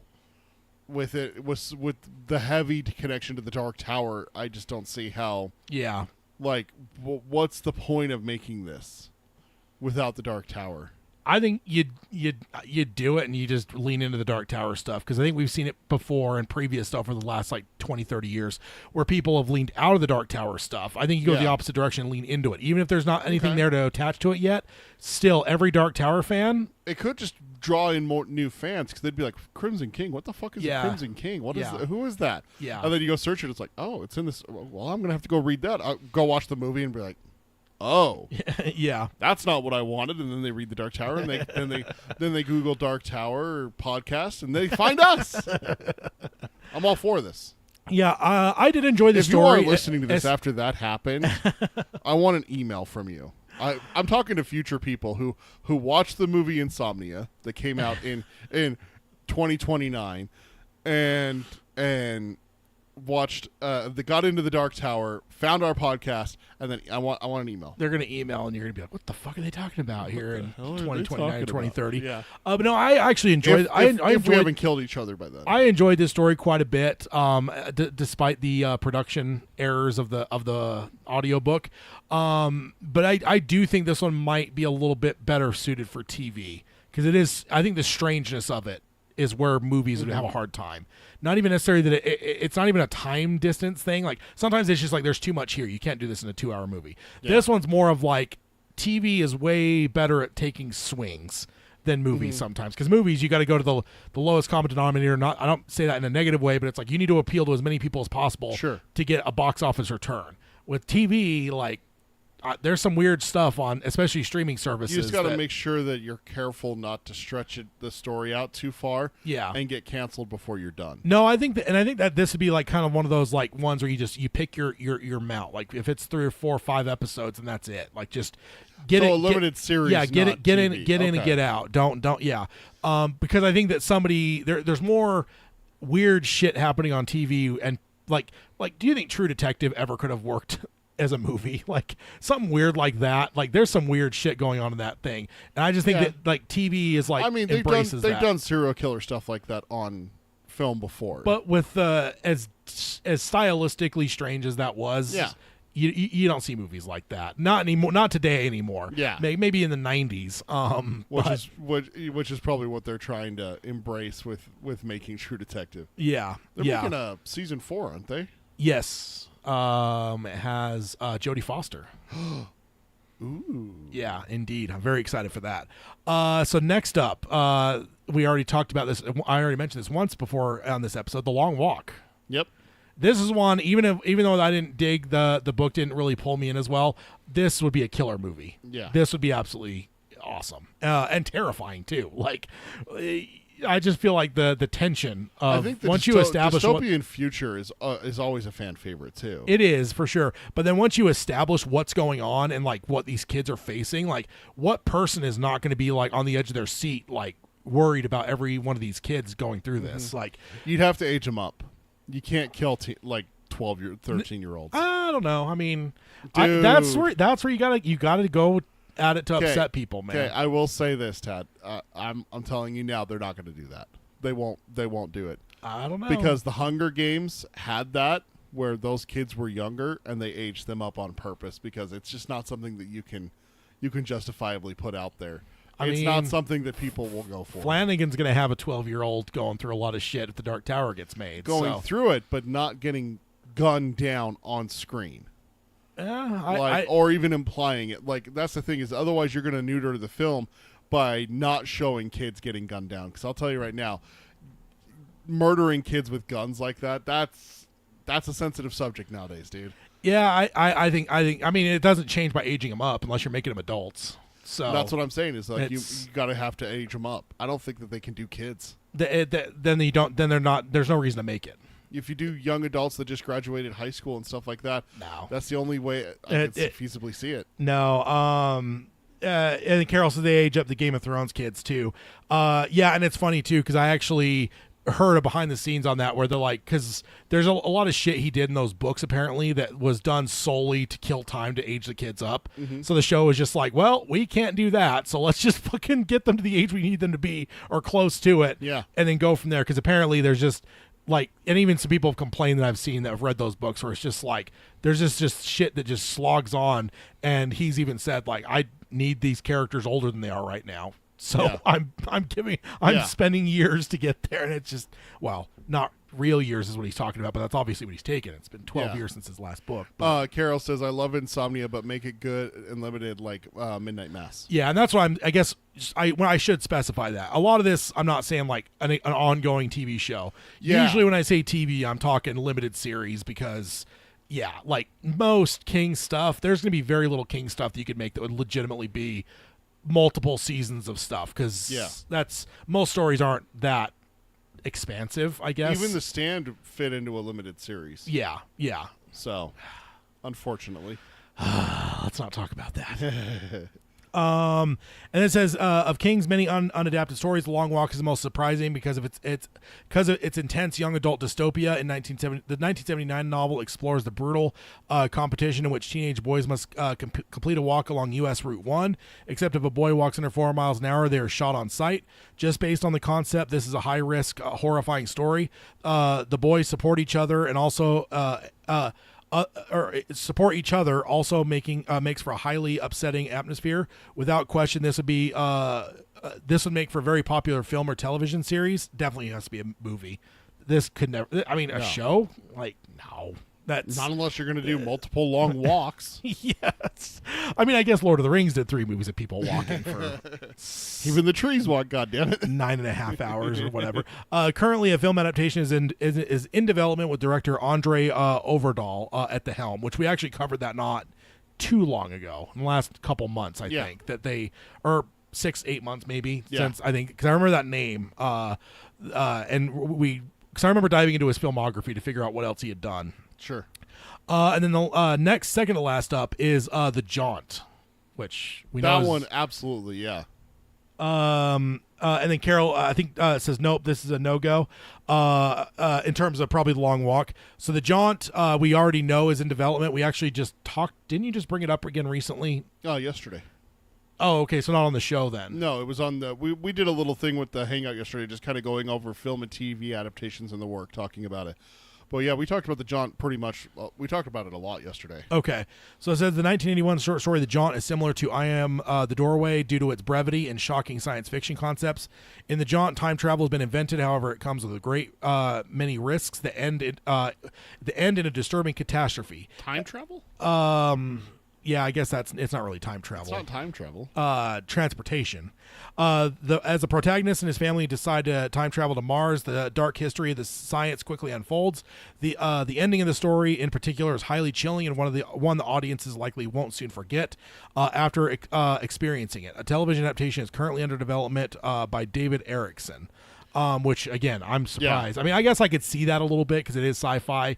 You can expand it out a bit, but like, well, we talked about the Jaunt. What we talked about yesterday, and what really stuck with me from our conversation, I think it was you that said it, was that there's not a lot of meat on this bone. Like, there's not a lot there to this story for a show.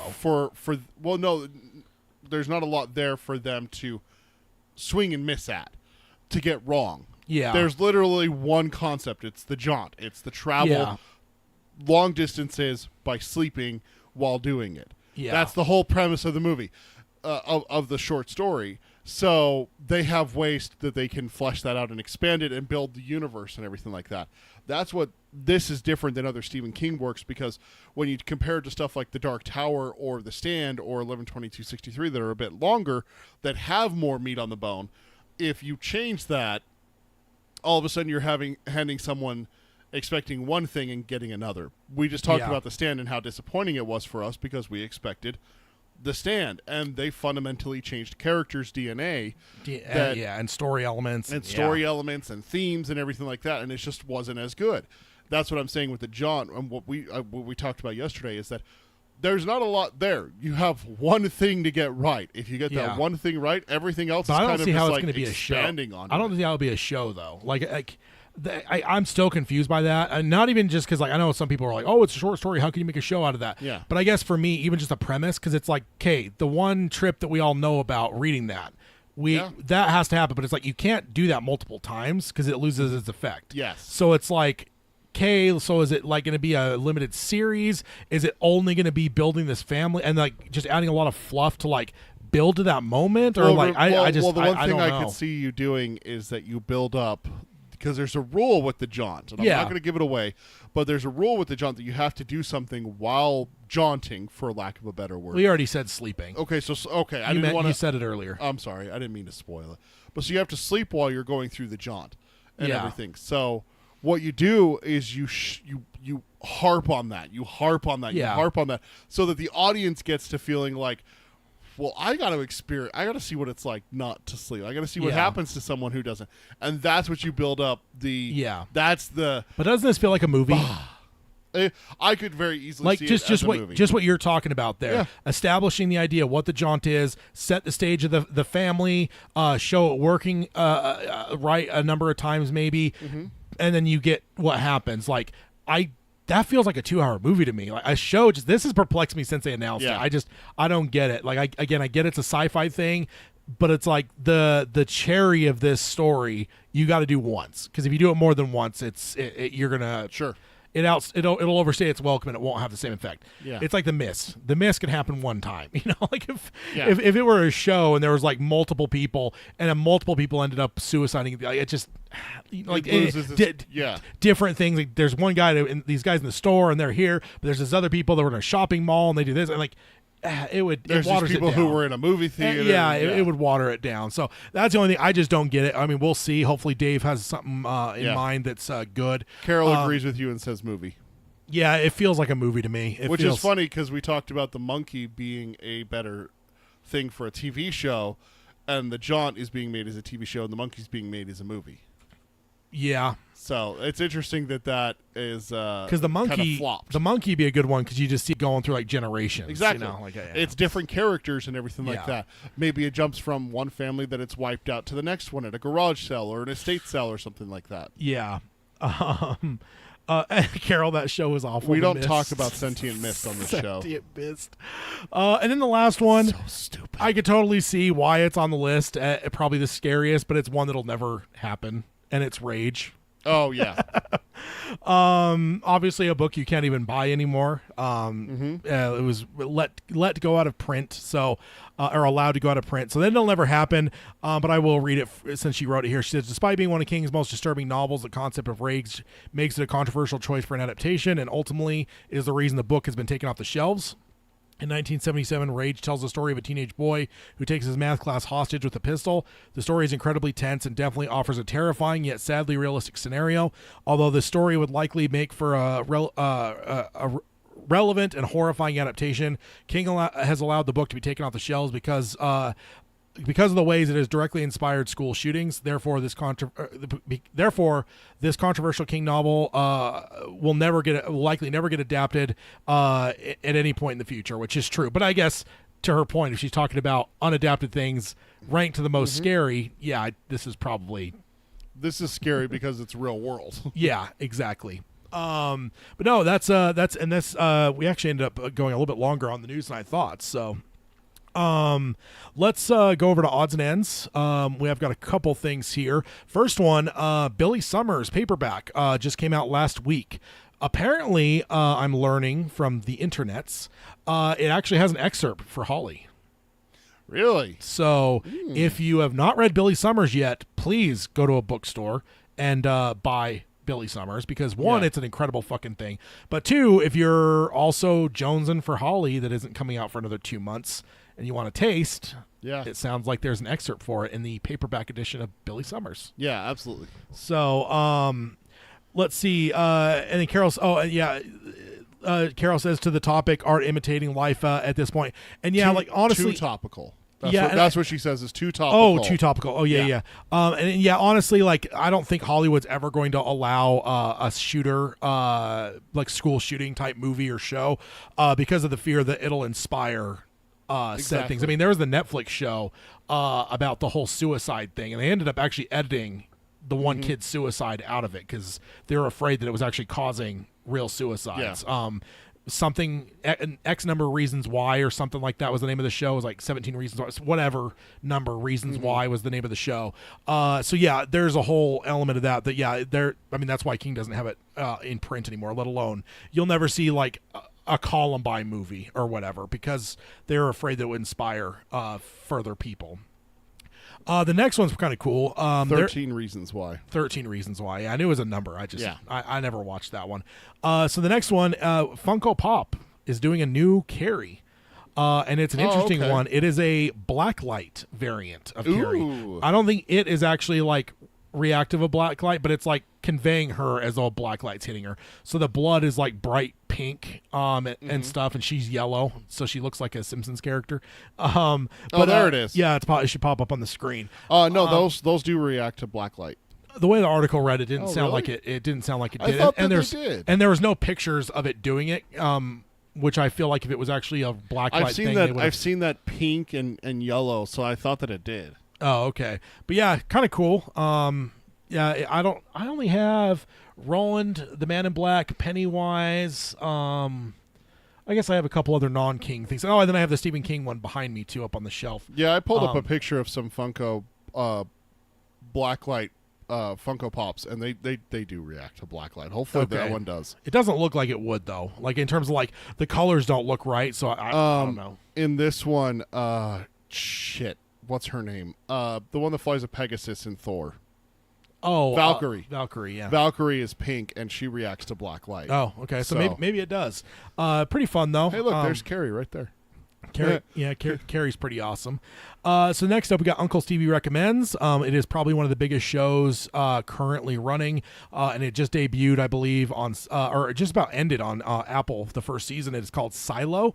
And he tweeted, Silo, Apple Plus, and he says, mysterious and terrifically suspenseful. This was an excellent science fiction with three-dimensional characters. So, from Uncle Stevie, and I also saw a tweet from him where he's like, I have to wait another week for the next episode of Silo. This is like the height of unfairness or something like that. So, yes, apparently he is really digging it to the point of complaining about having to wait for episodes. So, yeah, I need to check it out. There's a lot of Apple stuff I need to check out. Yeah. And then next up, we don't have as much time as I would have liked. So maybe The one thing I want to bring up, though, is I did find online. Carol says she's watching Silo right now. Nice. So that's awesome. Yeah, I need to watch it because I'm hearing a lot of good things. I'm really tired of like missing out on these like really hot shows. Like I always end up getting like a year later. Like I need to like get a little bit on it quicker. The problem is that you have that investment caution. Yeah. Because you've been hurt before, Tad. Yeah. Where you start liking a show, Hannibal, and it cuts off right when it's like, oh, nope, we're going to cancel it right before it gets really good. I still haven't watched the last season of that. I know, exactly. I can't. And because you got invested in it. No, the thing is because there's a few things. One, it's covering my favorite book, which is Red Dragon. Right. But two, the second I watched that last season, it's over. Mm-hmm. So this is why you don't get invested in new shows. You wait. You've said this before. No, but you wait until there's at least 3 or 4 seasons. With shows that are like this hot, though, you know they're going to continue on, right? So I need to jump on it. We would hope so. You'd hope, yeah. I mean, we thought Ted Lasso was going to go for longer than 3 seasons. It sounds like they were planned this the whole time. Like they said this is all they ever wanted to do with it and stuff. Like there are some talks that maybe there'll be a spin-off of some kind. Oh, how? Alan, welcome. Which I would be all about, but yeah, you still need to watch the last Ted Lasso season. Hi, Alan. But yeah, the one thing Palaver-wise I did want to cover here and let you go because I know what this is. What? Oh no, I don't know if we've got time. Are we pushing it? Yeah, we're pretty close. We're pretty close to the end, so we might have to bump. But the one thing I wanted to cover, I found something pretty incredible. Okay. Somebody used AI. Oh no. To do a Billy Bumbler. Okay. And it may be the best Billy Bumbler thing. The best version of Billy Bumblers. Yeah. It may be the best Billy Bumbler. I'm just waiting for my screen to change. Yeah, I know it's all delayed. Goddamn YouTube. Once it changes, though, you'll be able to see maybe one of my favorite illustrations. Oh my God, that is adorable! It is one of my favorite things I've seen for a Billy Bumbler. I've seen a lot of them. I've seen a lot of real animals that people say look like them. I've seen animations. I've seen all kinds of things, but this is the first one where I'm like 100% this acts absolutely like does it for me. What do you guys all think in the chat? Peter's over here cooing. I'm texting my wife telling her to turn on the show so she can see he's so cute. You slander him again, I'm going to throw something at you. Because that's going to be in my mind now, and you can't slander something so adorable. I never slander anything. So. Yes, you do all the time. Nah, I don't know about that. So Carol says that is beautiful. So AI did a good job. I want 3 of them. Yeah. Do you want talkers though? Oh yeah. Yeah. Dude, it's me. I need something to talk to. Don't you think that get annoying though, having too many talking bumblers around? Oh, you just want normal ones? Is it annoying having me around? No comment. Oh man. There's your wife in the chat. Then also Alan. She says it's so cute. Alan says almost looks like a lemur. Yeah. No. I like I said, I've seen a lot of Billy Bumbler things over the years, and there's not. I wouldn't say I hate any of them, but none of them have felt exactly right. This is the first. This feels right. This feels like dead on the money. Like yes, you can't see one from the side. You can't see it from the sides. You can't see its tail. His little squiggly tail. Yeah, the squiggly tail. He's so cute. Robert also points out not showing the sharp fangs as well. Stop it. Oh, yeah, that is true. No sharp fangs there. But yes, Mike Flanagan, hope Flanagan sees this and uses it for inspiration once they comes time to animate, said Billy Bumbler. And then, Alan, stop it. Yeah, you do actually see the sharp claws on there. He has, and you hear those claws click. We've seen it a few times in the journey where his claws are clicking on tile, asphalt, different things. So, incredible though. This is far and away the favorite Billy Bumbler thing I've ever seen. Yeah. So I will probably keep this on file somewhere. I really do want 3 of them. And then Alan does say this may be a baby one, probably, and I would think so. I would say it does look a little bit smaller than I've pictured. Yeah. So I would say this is probably either a baby or like an adolescent. Like it's not a full grown. I think you've got a little bit of growing to do. He grows out a little bit. Hashtag Peter is terrible. This is what Mordred sees. See, you're shame. Shame. I feel so dirty for saying something that Tad should say. Oh man, that's glorious. Just isn't the dark side just awesome, sir?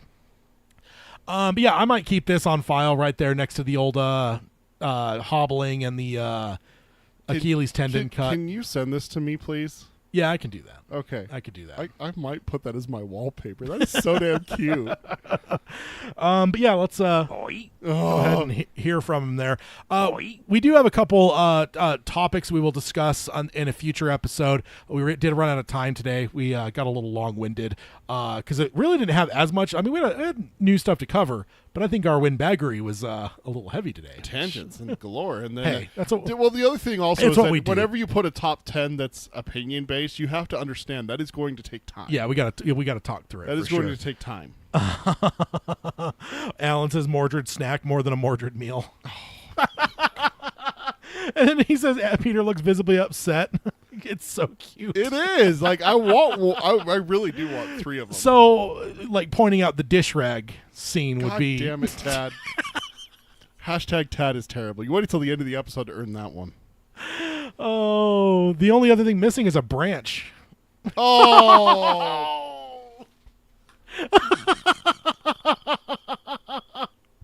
Oh, man. I really got Peter with that one. That one went right through the defenses, and that hit right in the center of the old heart, I think. Why am I friends with you? Oh, man. But I think on that, we will go into the outro stuff. You're going to have to read my stuff. I'm traumatized. Okay, so if you want to subscribe to us, you can do that on any podcast delivery system of your choice. You could stream us on Spotify or Stitcher. You can also join the live streams here at youtube.com/DarkTowerPalaver. If you've been listening on the podcast side, you've heard all of the interaction we've had with people in the chat. I'm getting a wow from Alan. You also got an oh my god. I missed that. If you want to be involved in all these fun shenanigans live, you can do that. We're here once every other week live. What did you just say? If you subscribe to our YouTube, I think it adapts to tell you in your time what time we're here. Mm-hmm. But we're here. It's Saturdays. For us, it's in the afternoon. But depending on where you are in the world, it could be different. But yeah, go to YouTube. Find us here at darktowerpalaver.com. Or I'm sorry, youtube.com/darktowerpalaver. Subscribe to us, and then you'll see. I usually try to keep at least a month's worth of episodes pre-scheduled, and it'll show you in your clock what time if you want to join us. And then if you want to find the show notes, you can do that at darktowerpalaver.com. We'll have all the links for all the things we covered in this episode, including this picture that's on the screen. I'll make sure to put that on there for anyone on the YouTube or on the audio side that is not seeing what Peter is cooing about. It's so damn cute. But we'll do that. And then if you want to support the show, you can do that at patreon.com/darktowerpalaver and join the Patreon Gunslingers. We just had a hangout. I do still need to get that posted, but I do know that if you go to the link in the Discord server, that is the link to the show. You can go find it there as well. And then if you want to contact us, I don't know if Peter's, have you recovered yourself? The best way to reach us is by email, darktowerpalaver@gmail.com, or we have our new email. It's show@darktowerpalaver.com. And then check out our social media. It's at Dark Tower Pod. That's at Dark Tower POD. And then we have a Facebook. It's facebook.com/Dark Tower Palaver. And then our Instagram is Dark Tower Palaver, all one word. And then check out our merchandise. It's tpublic.com/users/Dark Tower Palaver. And pick up a hashtag Tad is terrible shirt, sticker, or something because he earned it this episode. You still have hurt in your voice. That is one of the worst ones you've ever done to me. I will also throw this little guy up on the Instagram as well. Yeah. Seems like the thing to do. But yeah, we will be back in a fortnight for a book club. Yes? Yes. Yes, because, we're beginning of July now. I suddenly forgot what day it was. Yes, we'll be back for the 3rd book club of Wizard and Glass in a fortnight. And then remember, 2 weeks after that, we will be back for a roundtable in July.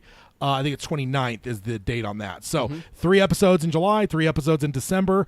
We always have usually 2 months with 3 episodes. Those are the ones this year. But we will sign off on the podcast side, as we always do, by saying long days and pleasant nights. Long days and pleasant nights, folks.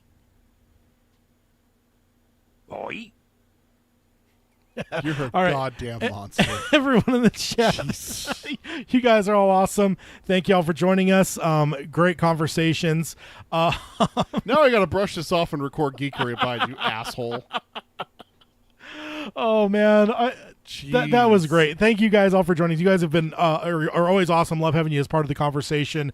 Hopefully y'all enjoyed watching Peter's heart get broken a little bit there. Don't forget the link for Geekery Abide. Oh yeah, let me go ahead and pull that up. That's a good call. Let me grab the link to that. Hopefully everyone at this point is subscribed over there, where you won't need the links, but I will drop it in the chat if you want to join us for Geekery Bides here in a couple minutes, when we're going to be discussing what movies you would go see if you had a time machine and you wanted to go to opening night. Yeah. That's going to be fun.